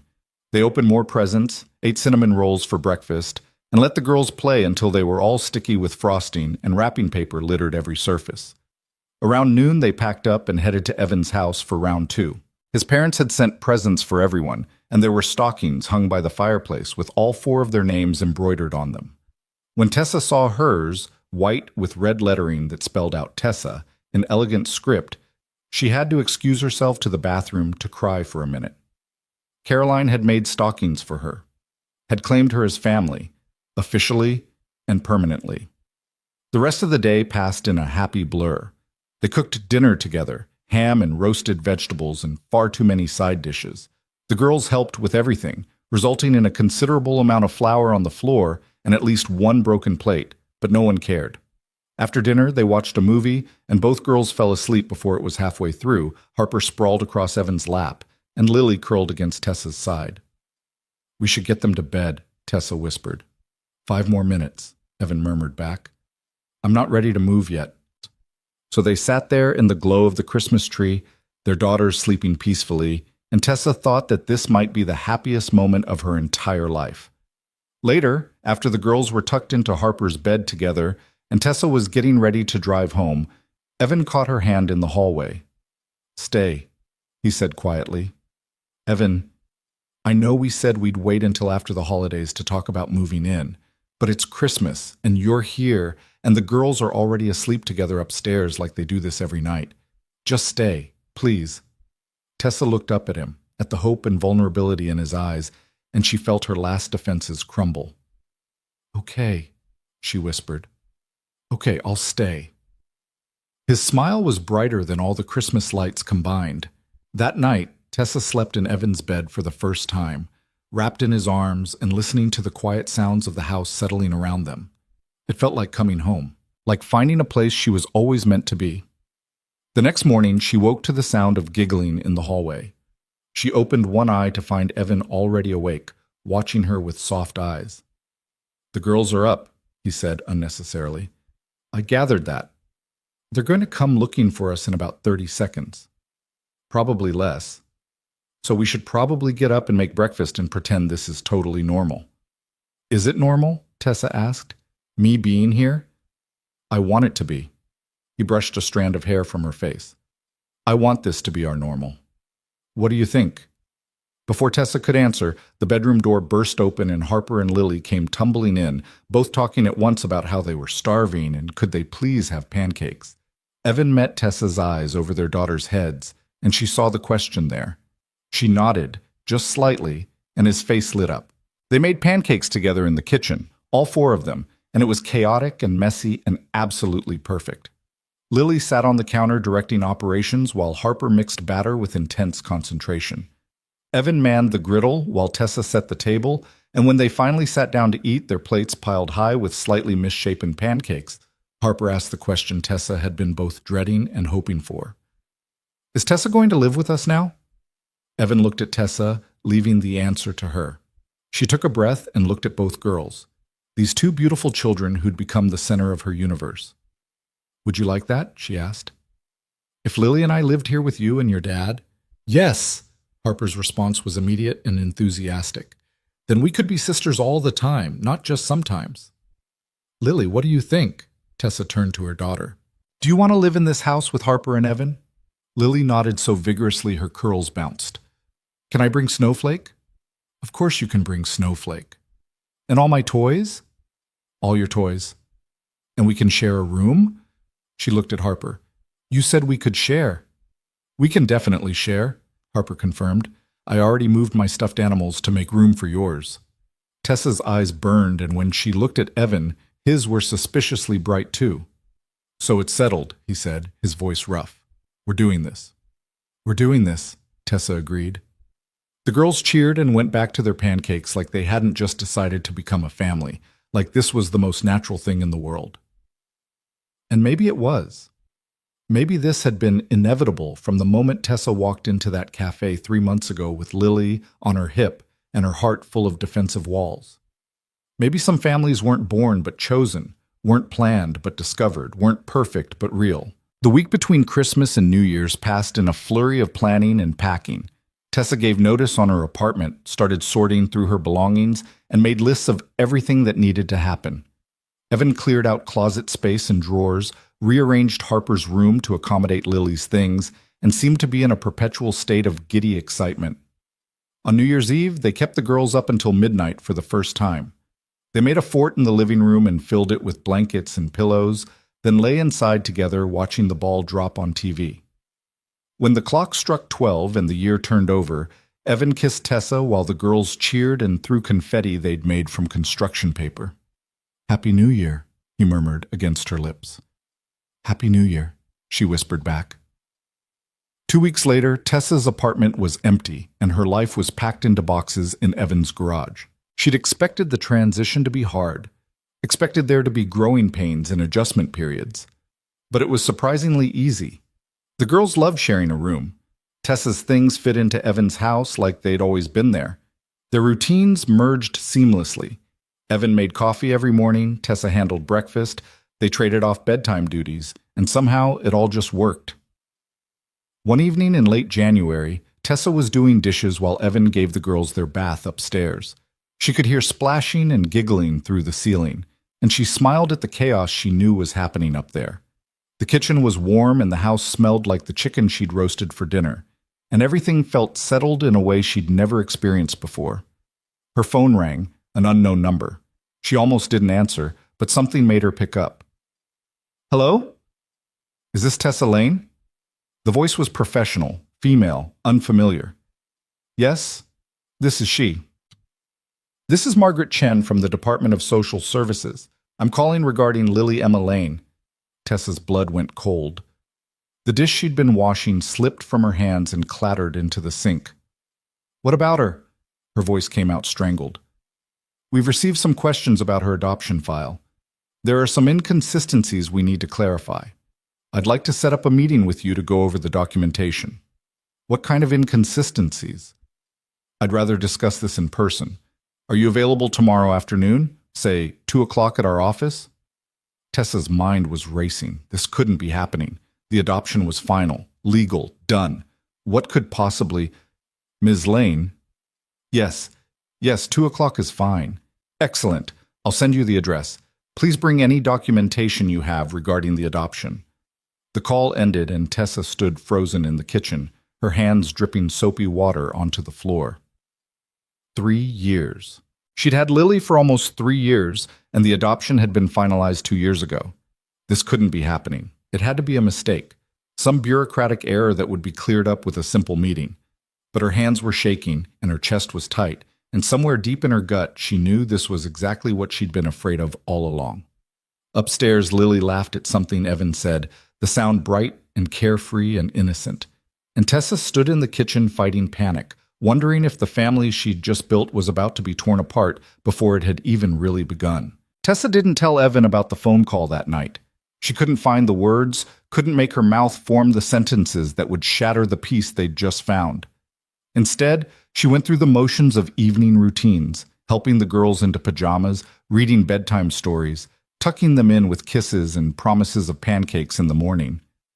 She smiled when Evan wrapped his arms around her in bed, forced herself to relax against his chest, and stared at the ceiling long after his breathing had evened out into sleep. Her mind wouldn't stop spinning. Inconsistencies. What inconsistencies? She'd been so careful with the paperwork, had worked with a lawyer to make sure everything was airtight. The adoption was legitimate, legal, final. Emma had left a will naming Tessa as guardian. There were hospital records, birth certificates, court documents. Everything had been properly filed, but that phone call hadn't sounded like a routine check. Margaret Chen's voice had been too careful, too professional, in a way that suggested she was choosing her words deliberately. And the fact that she'd called after business hours, that she'd wanted a meeting the very next day, that felt urgent in a way that made Tessa's stomach churn. She must have eventually fallen asleep because she woke to pale morning light, and Evan's hand gentle on her shoulder. "Hey," he said softly. "You okay? You were tossing and turning all night." Tessa sat up, her head pounding from lack of sleep. "I'm fine. Just didn't sleep well." "Bad dreams?" "Something like that." She forced a smile. "What time is it?" 7. The girls are still asleep, which is a minor miracle. "Want coffee?" "Please." They went downstairs together, and Evan started the coffee maker while Tessa stared out the kitchen window at the backyard. Frost covered the grass, turning everything silver and brittle. She thought about the meeting in 7 hours, about what Margaret Chen might say, about all the ways her world could crumble before dinner time. "Tessa?" Evan's voice pulled her back. He was holding out a mug, his expression concerned. "What's wrong?" "And don't say nothing. I can tell when you're spiraling." She took the mug, wrapping both hands around it for warmth. The lie rose easily to her lips. Work stress, headache, nothing important. But then she remembered standing in this same kitchen a month ago, promising herself she wouldn't hide things from him anymore. "I got a phone call yesterday," she said quietly, "from social services, about Lily's adoption." Evan went very still. "What kind of call?" "They said there are inconsistencies in the file. They want to meet with me today at 2 to discuss it." Her voice cracked on the last word. "Evan, what if something's wrong? What if they try to—" "Hey, stop." He set down his own mug and pulled her into his arms. "Don't go there. It's probably just paperwork. Some form that got misfiled or a signature that needs verification. These things happen all the time." "But what if it's not? What if someone challenged it? What if—" "Then we'll deal with it. Together." He pulled back to look at her face. "You're not alone in this anymore, Tessa. Whatever happens, we face it together. Do you want me to come with you to the meeting?" "You have work." "I'll move things around. This is more important." Tessa wanted to say yes, wanted his presence beside her like armor against whatever was coming. But another part of her, the part that had spent years handling everything alone, didn't want him to see her fall apart if the news was bad. "Let me go alone first," she said. "See what they want. If it's serious, I'll call you, okay?" Evan didn't look happy about it, but he nodded. "Okay, but you call me the second you're done, and if you need me, I can be there in 20 minutes. "I will, I promise." The morning dragged by with excruciating slowness. Tessa tried to act normal for the girls, making breakfast and helping them build a fort in the living room, but her mind was elsewhere. At 1:30, she told Evan she had a dentist appointment and left the house with a folder of documents tucked under her arm. The social services office was in a bland government building downtown.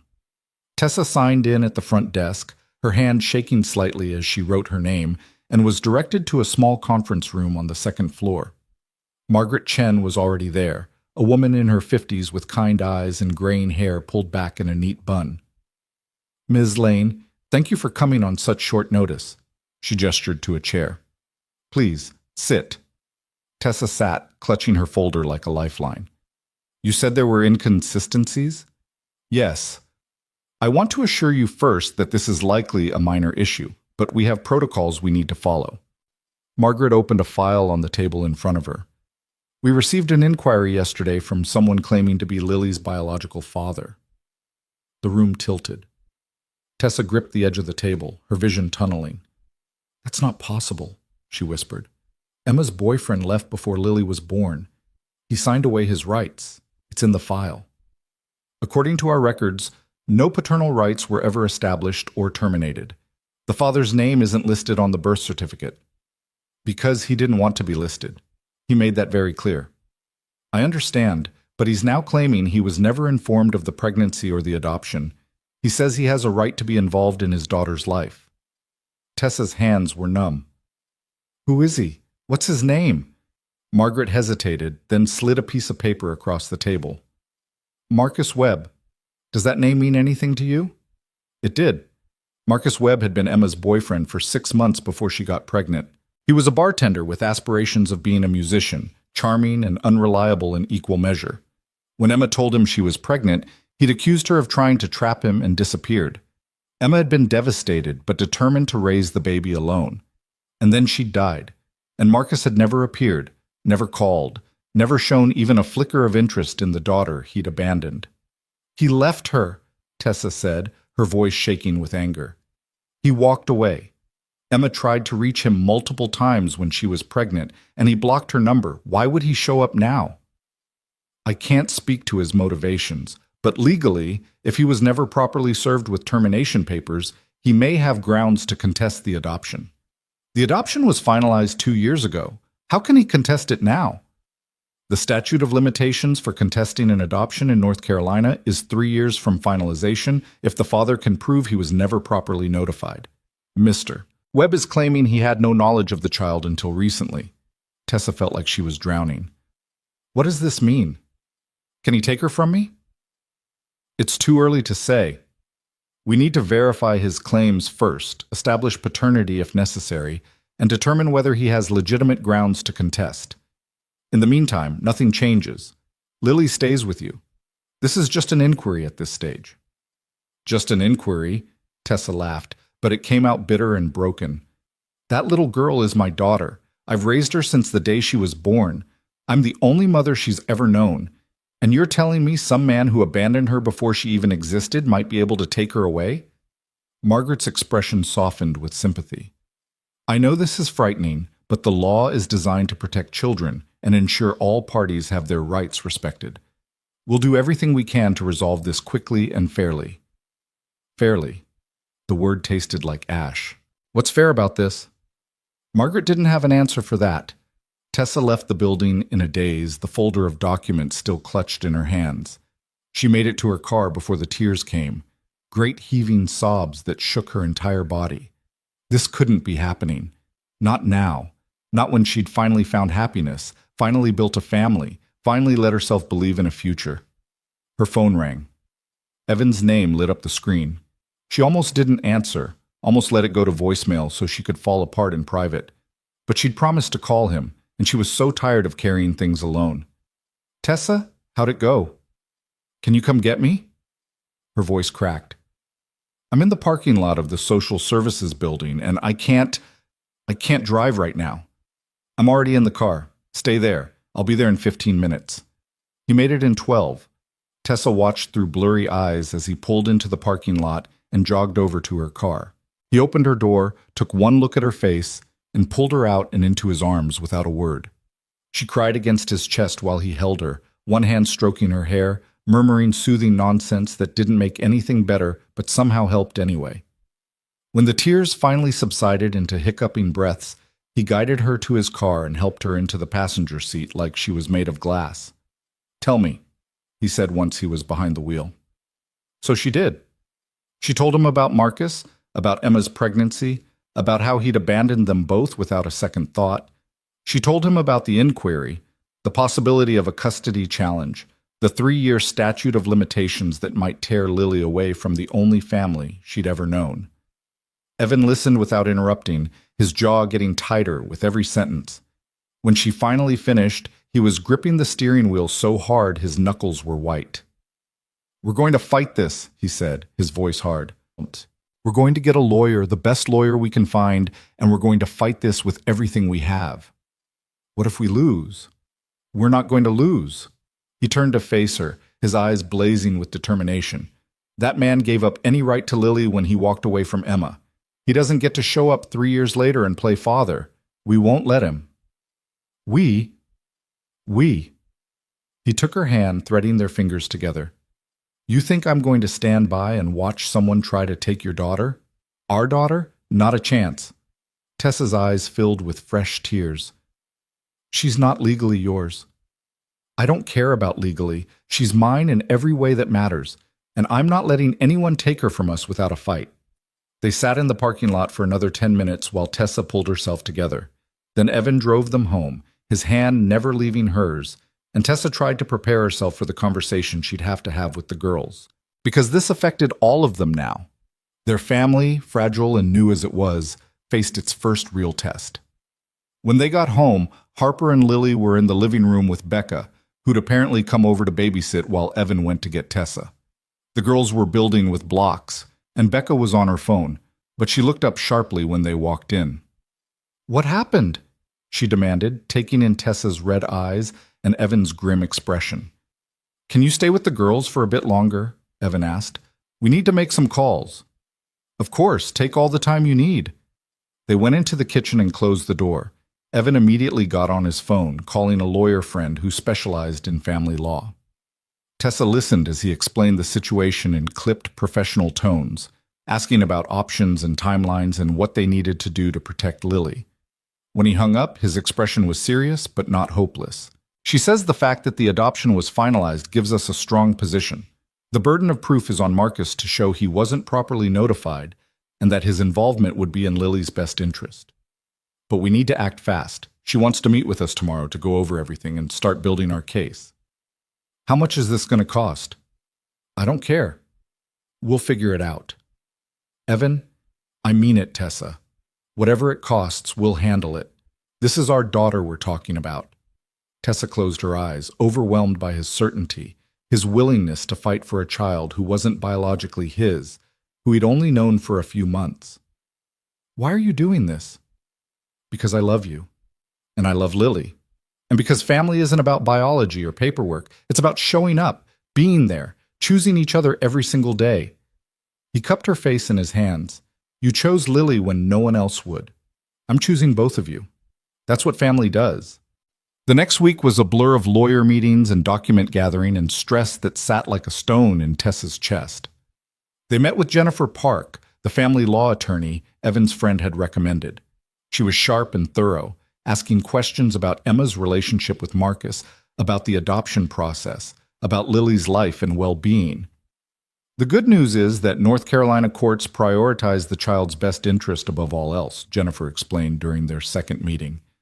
Lily has been with you for her entire life. You're the only mother she's ever known. Any judge is going to take that into serious consideration. But, Tessa heard the unspoken word.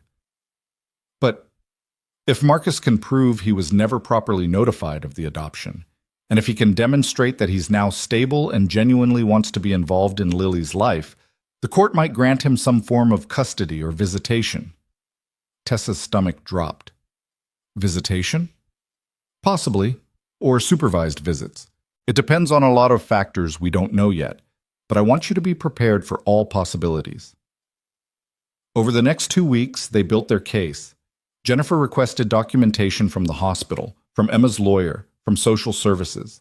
She interviewed Tessa extensively about Lily's daily life, her routines, her development, her relationships. She talked to Evan about his role in Lily's life, about their family structure, about their plans for the future. The fact that Lily has a stable 2-parent household now works in your favor, Jennifer said. Evan's commitment to her, even without legal ties, demonstrates the kind of family environment the court wants to see. Throughout it all, they tried to keep things normal for the girls. They maintained their routines, their Wednesday dinners and weekend adventures. But Tessa could feel the stress seeping into everything, could see it in Evan's tight shoulders and her own sleepless nights. Harper had started asking if something was wrong, her 5-year-old radar picking up on the tension, and they'd had to carefully explain that there were some grown-up problems they were working on, but everything was going to be okay. Tessa wasn't sure she believed it herself. 3 weeks after the initial phone call, they got word that Marcus was officially petitioning to contest the adoption. Jennifer filed their response immediately, and a court date was set for early March, which meant Tessa had 6 weeks to live in limbo, 6 weeks of not knowing if she'd get to keep her daughter or watch her be handed over to a stranger who shared her DNA. It was torture. One night in mid-February, after a particularly difficult day where Tessa had broken down crying in the community center bathroom during her lunch break, she came home to find Evan making dinner with both girls helping in their unique, chaotic way. Lily was standing on a chair stirring something in a bowl with intense concentration, while Harper set the table with elaborate care, folding napkins into complicated shapes she'd learned from a YouTube video. "Mama!" Lily's face lit up when Tessa walked in. "We're making spaghetti!" "I can see that. It smells wonderful." Harper showed me how to stir without spilling. I'm very good at it. "You're the best stirrer I've ever seen," Evan confirmed, dropping a kiss on Lily's curls as he moved past her to the stove. He met Tessa's eyes over the girls' heads, and she saw the question there. She nodded slightly. "Okay. I'm okay." They ate dinner as a family, the girls chattering about their day at preschool while Evan and Tessa traded small smiles and moments of connection across the table. After dinner, they gave the girls a bath together, Harper and Lily splashing and giggling while Evan and Tessa tag-teamed the washing. Then it was story time. Both girls piled into Harper's bed demanding one more chapter, one more page, one more minute. When they were finally asleep, Evan led Tessa to the back porch, despite the cold. He wrapped a blanket around both of them and pulled her against his chest, and they sat in silence watching the stars. "I'm scared," Tessa finally whispered. "I know." "What if we lose? What if the judge decides Marcus has rights and I have to share her? Or worse, what if—" "Stop." Evan's arms tightened around her. "We can't think like that. We have to believe this is going to work out." "How can you be so certain?" "Because the alternative is unacceptable." He pressed his lips to her temple. "That little girl in there is ours. She's been ours from the moment you took her from the hospital, and no piece of paper, no court ruling, no biological connection is going to change that. The court might disagree. Then we appeal, we fight, we do whatever it takes." He turned her to face him. "I need you to hear me right now. I am not going anywhere. Whatever happens in that courtroom, whatever the judge decides, I'm here. We're in this together until the end. Do you understand?" Tessa nodded, tears streaming down her face. "I don't deserve you." "Yes, you do. You deserve everything good in the world, and I'm going to spend the rest of my life making sure you know that." He kissed her then, soft and sweet and full of promises.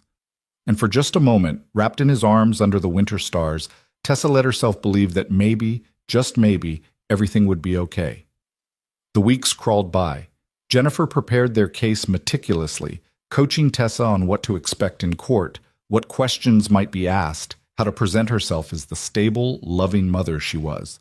They gathered character references from Tessa's work, from Lily's pediatrician, from Caroline and Tom, who wrote glowing letters about Tessa's parenting and Lily's happiness. Evan wanted to testify about their family, about his commitment to Lily, but Jennifer had cautioned that it might complicate things since they weren't married.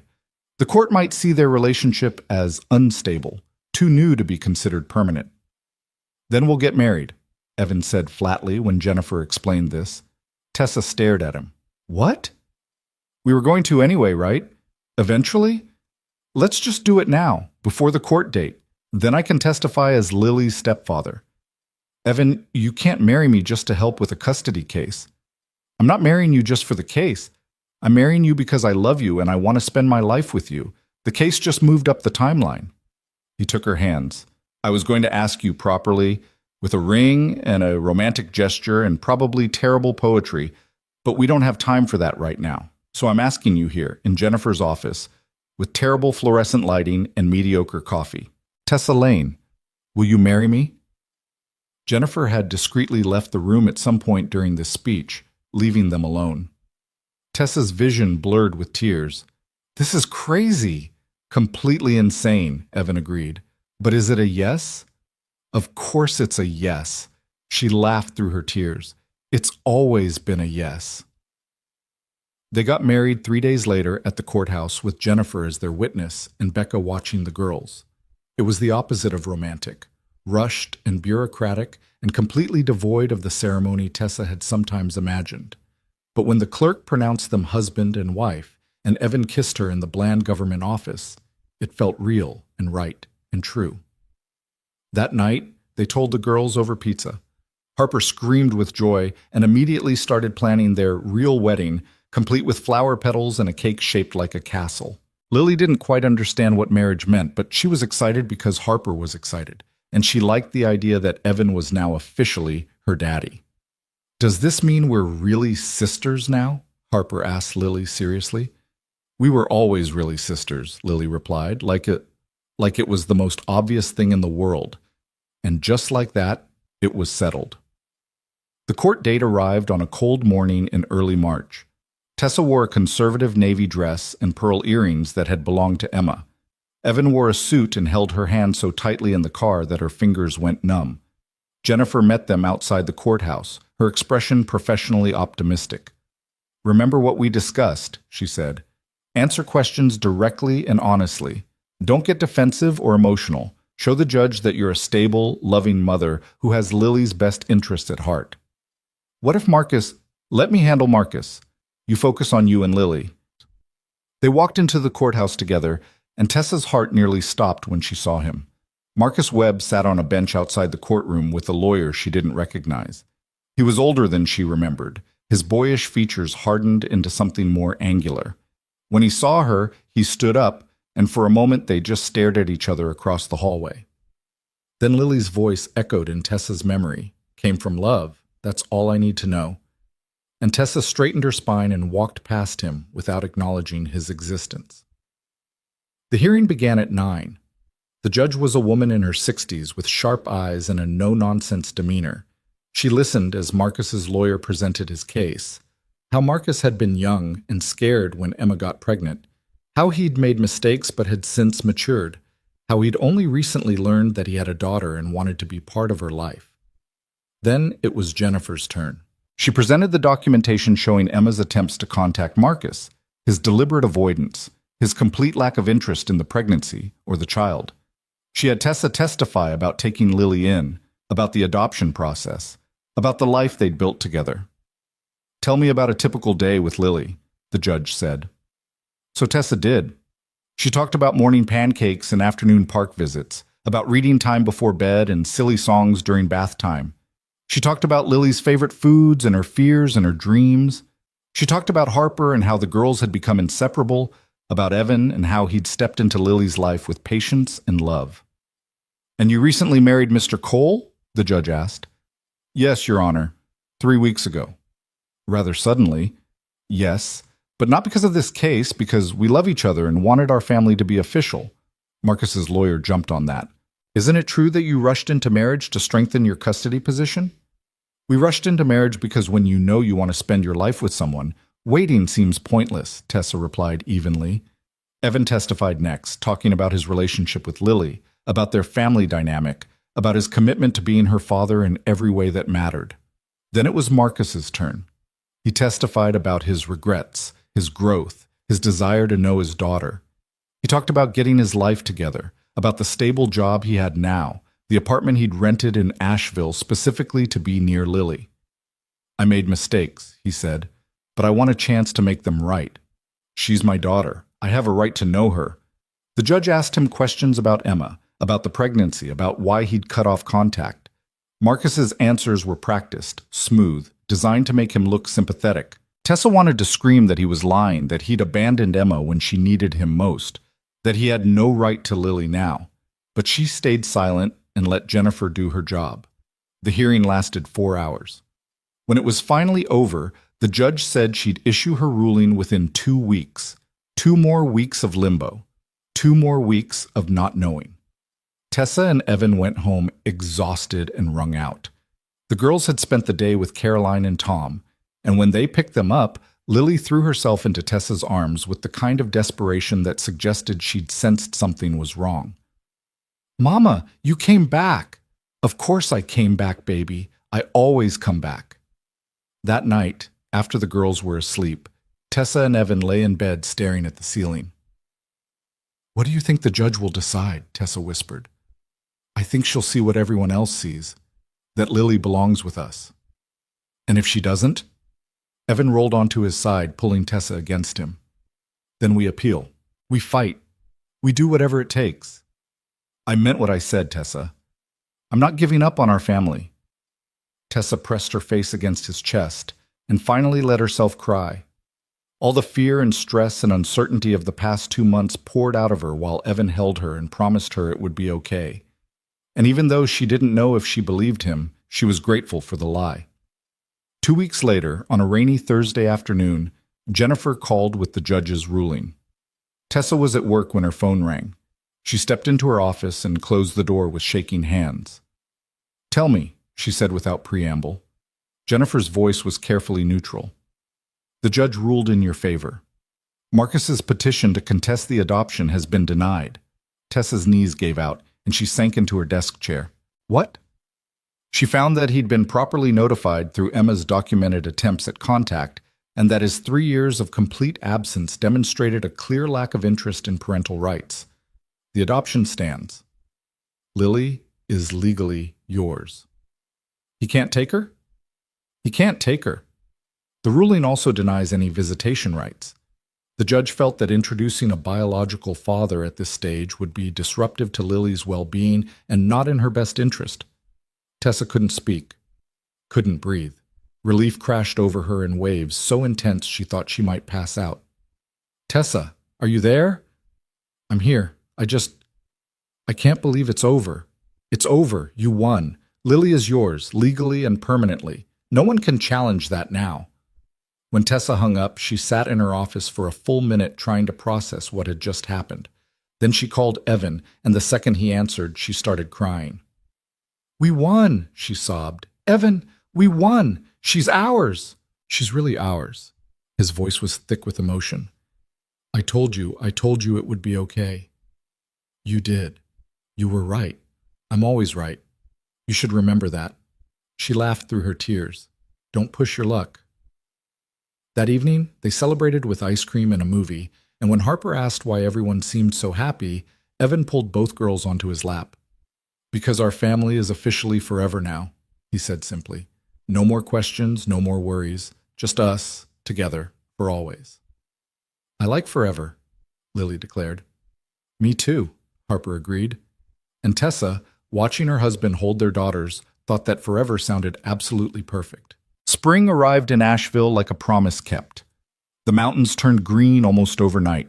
Dogwoods bloomed in clouds of white and pink, and the air carried the sweet scent of possibility. For the first time in years, Tessa let herself breathe without waiting for the next catastrophe to strike. The legal battle was over. Marcus had disappeared as quickly as he'd appeared. No appeals filed, no further contact attempted.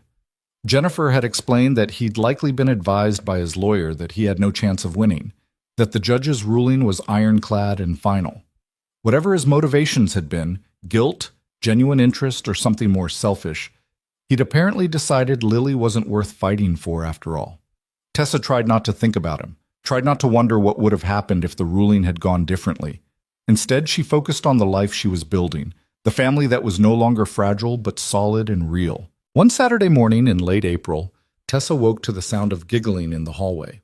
She opened her eyes to find Evan already awake beside her, his hair sticking up in about 7 different directions, and a smile playing at the corners of his mouth.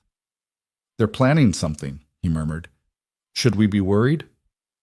"Probably. But let's see how it plays out."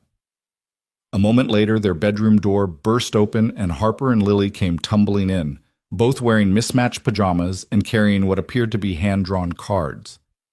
"Surprise!" Harper announced. "We made you wedding cards because you didn't have a real wedding." "We drew flowers," Lily added proudly, climbing onto the bed. "And a cake. Harper said weddings need cake." Tessa accepted the cards with tears already prickling her eyes. Harper's showed stick figures that were clearly meant to be the 4 of them, all holding hands under a rainbow. Lily's was mostly purple scribbles, but there was definitely something that might have been a flower in the corner. "These are beautiful," Tessa said, her voice thick. "Thank you, girls." "Harper said you got married at a boring place with no flowers," Lily explained, "so we should have a real wedding, with flowers and cake and pretty dresses." Evan laughed. "Is that what Harper said?" "That's exactly what I said," Harper confirmed, climbing up on Evan's side of the bed. "We need a real wedding. A fun one. Can we, Daddy? Please?" Tessa met Evan's eyes over the girls' heads. They'd talked about this before, about maybe having a small ceremony later when things calmed down, but it had always been a someday plan. Nothing concrete. "What do you think?" Evan asked her. "I think these two have some strong opinions about our wedding." "I think you're right." He grinned. "Should we let them help plan it?" Harper's squeal of delight was answer enough. Over the next few weeks, wedding planning became the household's primary obsession. Harper took her role as chief wedding planner very seriously, creating elaborate lists and drawings of how everything should look. She decided Tessa should wear a dress with sparkles but not too many sparkles, and that they should get married in their backyard because that's where families live. Lily's contributions were less organized but equally enthusiastic. She insisted they needed 1,000,000 flowers and that snowflakes should be allowed to attend. She also had very specific opinions about cake flavors, which changed approximately every 15 minutes.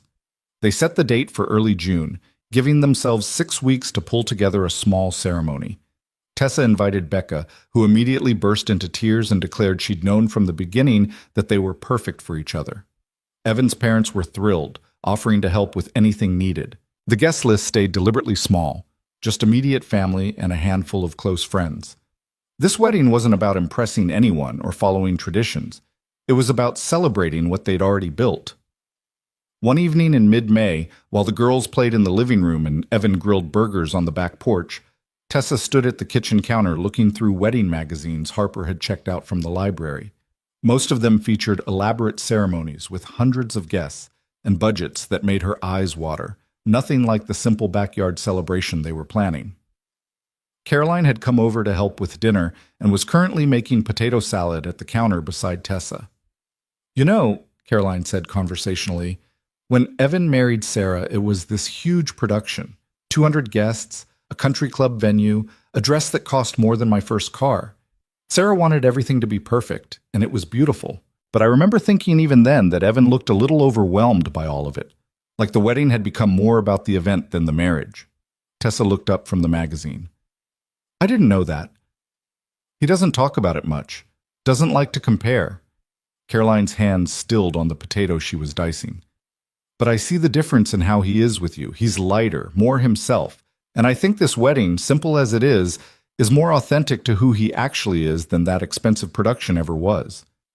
"I hope so. I keep worrying it's too simple, that we should be doing more." "Simple doesn't mean less meaningful. Sometimes simple is exactly what matters most." Caroline squeezed Tessa's shoulder. "You're giving those girls a family. You're giving my son a second chance at happiness. The flowers and the cake and the venue don't matter nearly as much as the promises you'll make to each other." Tessa's eyes stung. "Thank you for accepting me, for accepting Lily. I know this whole situation has been unconventional. Unconventional doesn't mean wrong, and that little girl is my granddaughter in every way that counts. I loved her before you and Evan even got together." Caroline smiled. "Besides, conventional is overrated. Some of the best families are the ones we choose to build." That night, after the girls were in bed and the kitchen was cleaned, Tessa told Evan about the conversation with his mother. "She's right, you know," Evan said. They were on the back porch again, sharing a blanket against the cool evening air. "About the wedding being more us. I wanted to give Sarah everything she dreamed of, but somewhere along the way, I lost sight of what I actually wanted. I don't want to make that mistake again." "What do you want?" Tessa asked. "This.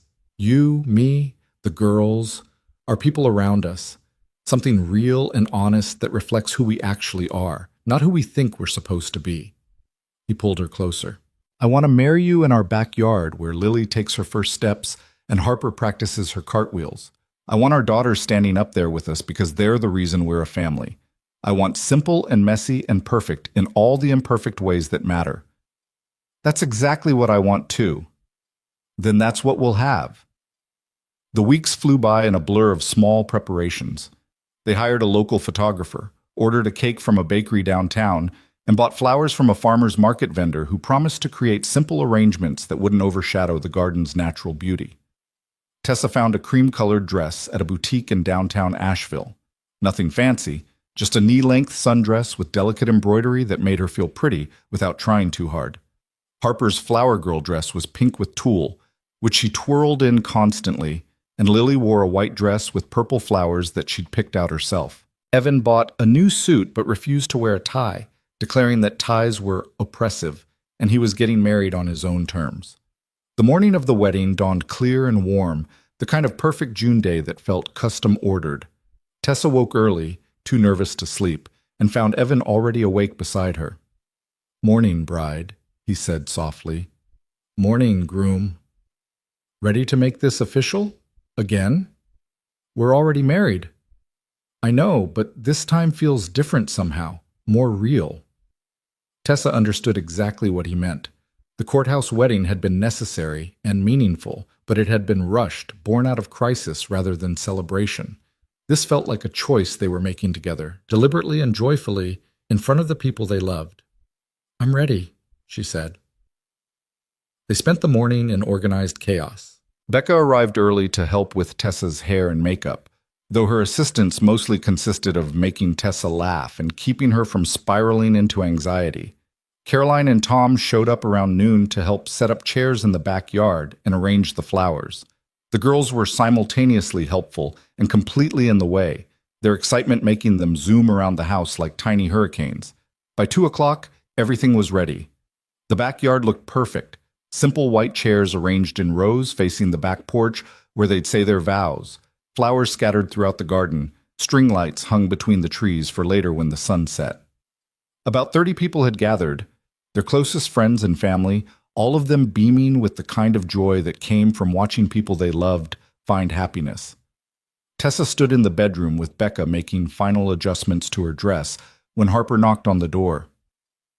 "Can I come in?" Her voice was small, uncertain. "Of course, sweetheart." Harper slipped inside, already wearing her flower girl dress and looking absolutely precious. But her expression was serious, almost worried. "What's wrong?" Tessa asked, crouching down to Harper's level. I wanted to ask you something before the wedding." Harper twisted her hands together. "When you marry Daddy, does that mean you're my mom? Like my real mom?" Tessa's heart squeezed. She'd been so focused on Lily, on protecting her daughter and building their family, that she hadn't fully considered what this meant for Harper. This little girl who'd lost her mother 3 years ago and had been navigating the world with that loss ever since. "That depends on what you want," Tessa said gently.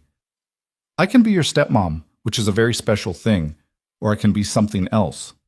Whatever feels right to you." Harper's eyes filled with tears. "I loved my first mom a lot. I still miss her." "I know you do, and you should. She was your mom, and nothing will ever change that. But I love you too. Is that okay? Can I love both?" "Oh, sweetheart." Tessa pulled Harper into her arms. "Of course that's okay. Love doesn't work like that. You don't run out of it. Loving me doesn't mean you love your first mom any less. Your heart is big enough for both. So can I call you Mom? If I want to?" Tessa's vision blurred with tears. "I would be honored if you wanted to call me Mom, but only if it feels right to you. No pressure, okay?" Harper nodded against Tessa's shoulder. When she pulled back, she was smiling through her tears. "Okay, I think I want to try it, just to see how it feels." "Whatever you decide is perfect." Becca, who'd been watching the entire exchange with her hand pressed to her mouth, let out a small sob. "You two are going to ruin my makeup before the ceremony even starts." Harper giggled and wiped her eyes carefully, mindful of the makeup Becca had applied earlier. "We should go. Daddy's probably nervous." She was right. When Tessa peeked out the window, she could see Evan pacing on the back porch, checking his watch every 30 seconds. The sight made her smile. Her steady, calm Evan was nervous about marrying her. Again. At exactly 3 o'clock, the ceremony began. Harper walked down the makeshift aisle first, scattering flower petals with serious concentration. Then came Lily, who was supposed to carry the rings on a small pillow, but got distracted halfway down the aisle by a butterfly and had to be redirected by Caroline. The guests laughed, and Lily beamed, proud of the attention. Then it was Tessa's turn. She walked down the aisle alone, no one giving her away because she was already exactly where she belonged. Evan watched her approach with tears streaming down his face, not even trying to hide them. When she reached him, he took her hands and whispered, "You're so beautiful. You're not so bad yourself." The officiant was a friend of Evan's from work, someone who'd known him through his grief and understood what this moment meant. He kept the ceremony simple and heartfelt, talking about family and love and second chances. When it came time for vows, Evan went first. "Tessa, when I met you, I was existing, not living. I'd convinced myself that I'd had my chance at happiness, and that was enough. But you showed me that love doesn't work that way, that hearts can break and heal and break again and still have room for more. You brought light back into my life, and into Harper's life. You brought us Lily, this incredible little girl who's taught me that family isn't about biology, it's about choice. Every day I choose you. Every day I choose our daughters. Every day I choose this life we're building together. and I promise to keep choosing it through everything life throws at us for the rest of my life." Tessa was crying before he even finished. She wiped her eyes, took a shaky breath, and started her own vows. "Evan, 3 years ago, I took a newborn baby into my arms and promised to love her and protect her for as long as I lived. I thought that meant closing myself off to everything else, building walls to keep us safe. But you saw through those walls. You saw me, really saw me, and you didn't run. You stayed. You chose us when you had every reason not to. You've given me something I didn't think I could have. A partner, a co-parent, a family. You've shown Harper and Lily what it means to be loved unconditionally. And you've shown me that it's okay to be vulnerable, to let someone in, to trust that happy endings are real. I promise to spend the rest of my life being worthy of the love you've given us. I promise to be your partner in everything, and I promise to keep choosing you every single day, no matter what." There wasn't a dry eye in the backyard. Even Tom, who'd claimed he never cried at weddings, was suspiciously misty. They exchanged rings, simple gold bands that felt substantial and real on Tessa's finger. And when the officiant pronounced them husband and wife and told Evan he could kiss his bride, he did, pulling Tessa close while their daughters cheered and everyone applauded. The reception was exactly as chaotic and joyful as they'd hoped. They'd set up tables in the yard, and Caroline had made enough food to feed twice as many people. There was no formal sit-down dinner, no assigned seating, just people mingling and laughing and celebrating. The cake was perfect, vanilla with buttercream frosting, simple and sweet. Harper gave a toast that mostly consisted of her listing all the reasons why Tessa was the best and why she was glad they were a family now. Lily tried to give a toast too, but it devolved into her shouting, "I love cake," repeatedly until everyone was laughing too hard to hear anything else. As the sun set and the string lights came on, someone put on music. Evan pulled Tessa into his arms for their first dance as husband and wife, swaying slowly to a song neither of them would remember later because they were too focused on each other. "We did it," he murmured against her hair. "We really did." "Any regrets about the courthouse wedding? Wish we'd done this first?" "Not even a little. We needed that first wedding. It got us here." She pulled back to look at his face.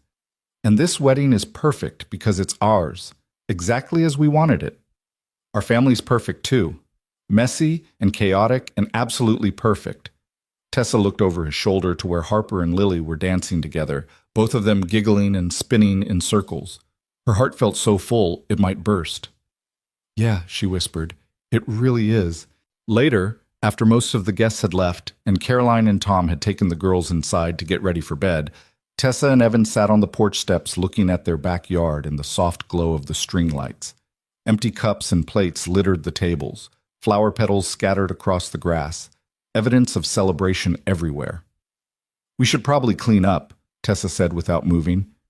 "Probably, but I kind of like looking at it. Proof that today really happened." "It really happened." Tessa leaned her head on his shoulder. "We're married. The girls are safe. We're a family." "Speaking of family," Evan said carefully, "I've been thinking about something, about making things official with Lily." Tessa straightened, looking at him. "What do you mean?" "I want to adopt her, legally. I know I'm already her stepfather, but I want to be more than that. I want her to be mine on paper the same way she's mine in my heart. Would that be okay with you?" Fresh tears spilled down Tessa's cheeks. "You want to adopt Lily?" "I want to be her father. Officially. If you'll let me." "Evan, you already are her father. You have been since the day you met her." "I know, but I want it to be legal. I want her to have my name if she wants it. I want there to be no question that she's mine to protect and love and raise." His voice roughened with emotion. "And honestly, after watching you go through that custody battle, I want the legal protection too. I never want anyone to question my right to be her father." Tessa threw her arms around him, sobbing into his shoulder. Yes, of course, yes, she would love that. I would love that." They held each other while the night deepened around them, the string lights casting gentle shadows across the yard where they'd just promised forever to each other. The next morning, they told the girls about Evan's plan over pancakes. Lily didn't fully understand what adoption meant, but she grasped that Evan wanted to be her daddy officially, and that was enough to make her throw her arms around his neck and declare it, The best idea ever. The legal process was surprisingly simple compared to the nightmare of Marcus's challenge. Evan's parental rights were clear, the adoption straightforward. By August, it was finalized. Lily Emma Lane became Lily Emma Cole, and Evan officially became what he'd already been in every way that mattered, her father. The first time Lily called him Daddy without prompting, Evan had to excuse himself to the bathroom for a suspiciously long time. When he came back, his eyes were red, but he was smiling. Fall arrived, and with it came new routines and rhythms. Harper started kindergarten with Lily following her into preschool, both girls excited to be at the same school even in different buildings. Tessa got a promotion at the community center, and Evan took on a new project that he was genuinely excited about. They painted Lily's room purple at her request, and Harper decided her room needed to be pink to match. One October evening, almost exactly a year after that first blind date in the cafe, the four of them carved pumpkins on the back porch. It was messy and chaotic, with pumpkin guts everywhere, and the girls arguing over whose design was better. Tessa was trying to help Lily cut out a lopsided smile when she felt Evan watching her. "What?" she asked, looking up. "Nothing, just thinking about last year, how different everything was." Different good or different bad? Different miraculous. He gestured at the scene around them, pumpkin carnage, arguing children, the comfortable chaos of family life. "A year ago, I was dreading a blind date, and now look at us." "Look at us," Tessa echoed, her heart full. That night, after the girls were asleep and the pumpkins were displayed on the front porch, Tessa stood in the doorway of their bedroom, watching Evan brush his teeth. He caught her eye in the mirror and raised an eyebrow. "You're staring." "I'm appreciating. Appreciating my excellent dental hygiene. Appreciating how lucky I am." He rinsed his mouth and turned to face her, his expression softening. "I'm the lucky one. We're both lucky." "Agreed." He pulled her into his arms. "Think the girls are really asleep this time?" "Harper is. Lily might be faking." "Should we check?" They tiptoed down the hall and peeked into the girls' room. Both were genuinely asleep. Harper sprawled across her bed like a starfish, and Lily curled up with Snowflake clutched to her chest. They looked peaceful and safe and loved. "I need to tell Lily about Emma soon," Tessa whispered. "She's getting old enough to understand, and I want her to know before she's old enough to feel lied to." "When do you want to do it?" "Maybe around her birthday? She'll be 3. That feels like the right time." "I'll be there. Whatever you need."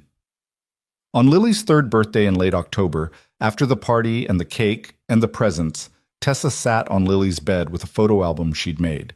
It was filled with pictures of Emma pregnant and glowing, Emma holding her nephew at a family gathering, Emma laughing at something off camera.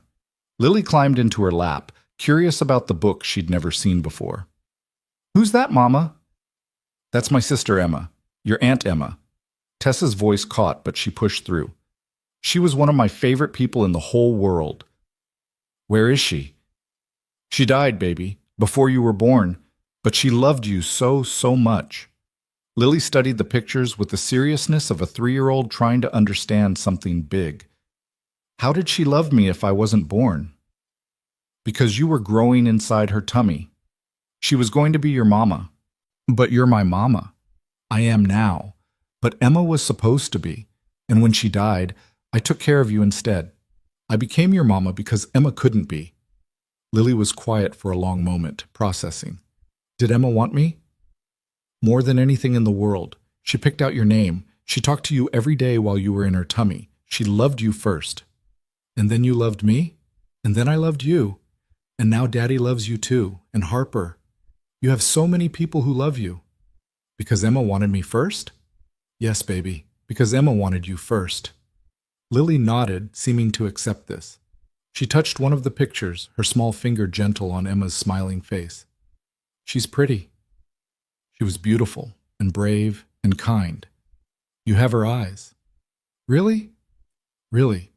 When I look at you, I see her. And it makes me happy because it's like she's still here in a way." They looked through the album together, Tessa telling stories about Emma, about her life and her love and her dreams.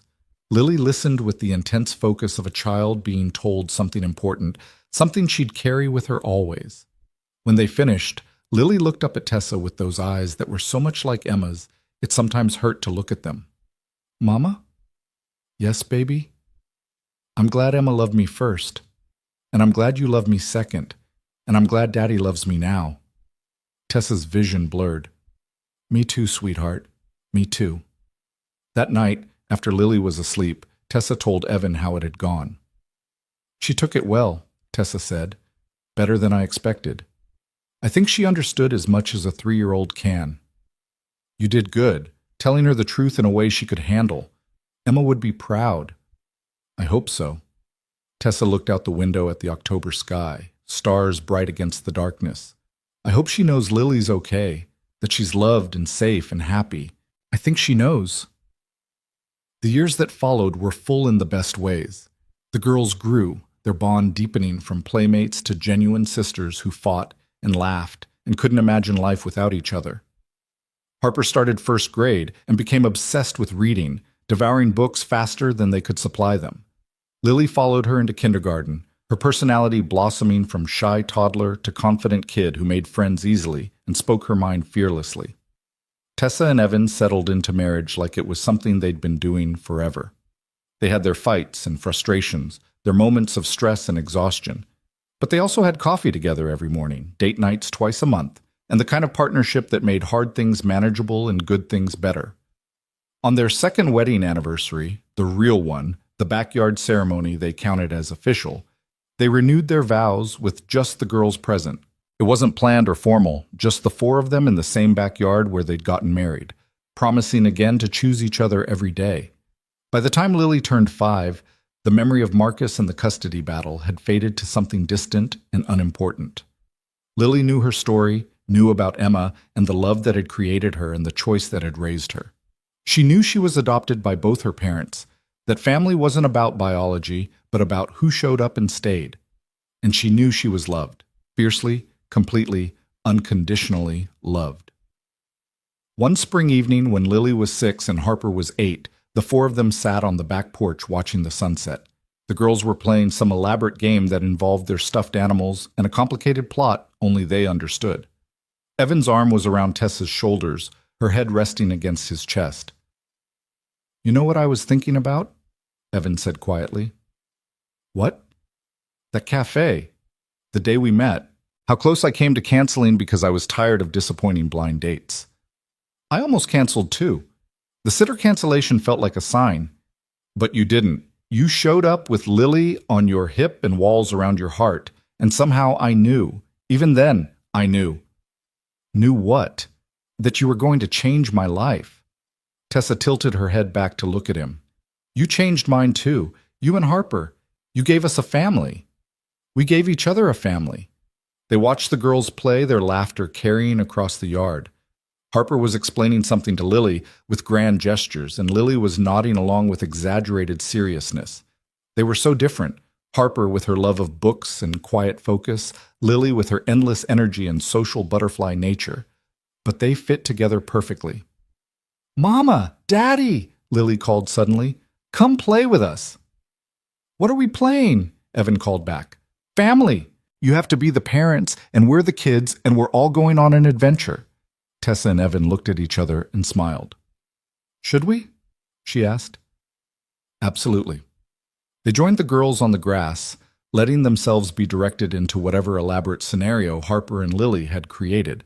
The game devolved into tickle fights and laughter, all 4 of them tangled together in the grass as the sky turned pink and gold above them. Later, much later, after the girls were finally in bed and the house was quiet, Tessa stood at Lily's doorway watching her daughter sleep. She thought about Emma, about the sister she'd lost, and the gift she'd been given, about how a broken beginning had somehow led to the most whole ending she could have imagined. Evan appeared beside her, his hand finding hers in the darkness. You okay? He whispered. Yeah, just thinking. About? About how Lily was right. About coming from love. Tessa squeezed his hand. She came from Emma's love, and then mine, and then yours. And all that love turned into this, into our family, our life. everything we have. It's like love just keeps multiplying, keeps growing, keeps creating something bigger than any of us expected. That's exactly what it does. Evan pulled her close, both of them watching Lily sleep. Love multiplies. It doesn't divide or diminish. It just grows and grows until it fills every space you give it. I like that. Me too. They stood there in comfortable silence, two people who'd found each other in the unlikeliest of ways and built something beautiful from the broken pieces they'd both been carrying. A family born not from biology or convention, but from choice and courage and the willingness to believe in second chances. In her bed, Lily stirred and smiled in her sleep, safe and loved and home. And in that moment, Tessa knew with absolute certainty that every hard thing she'd endured, every wall she'd built, every fear she'd faced had been worth it to get here. To this life, to this family, to this love that had started with Emma, been carried by Tessa, and completed by Evan and Harper. From love, Lily had come, and into love, she would always remain. The end.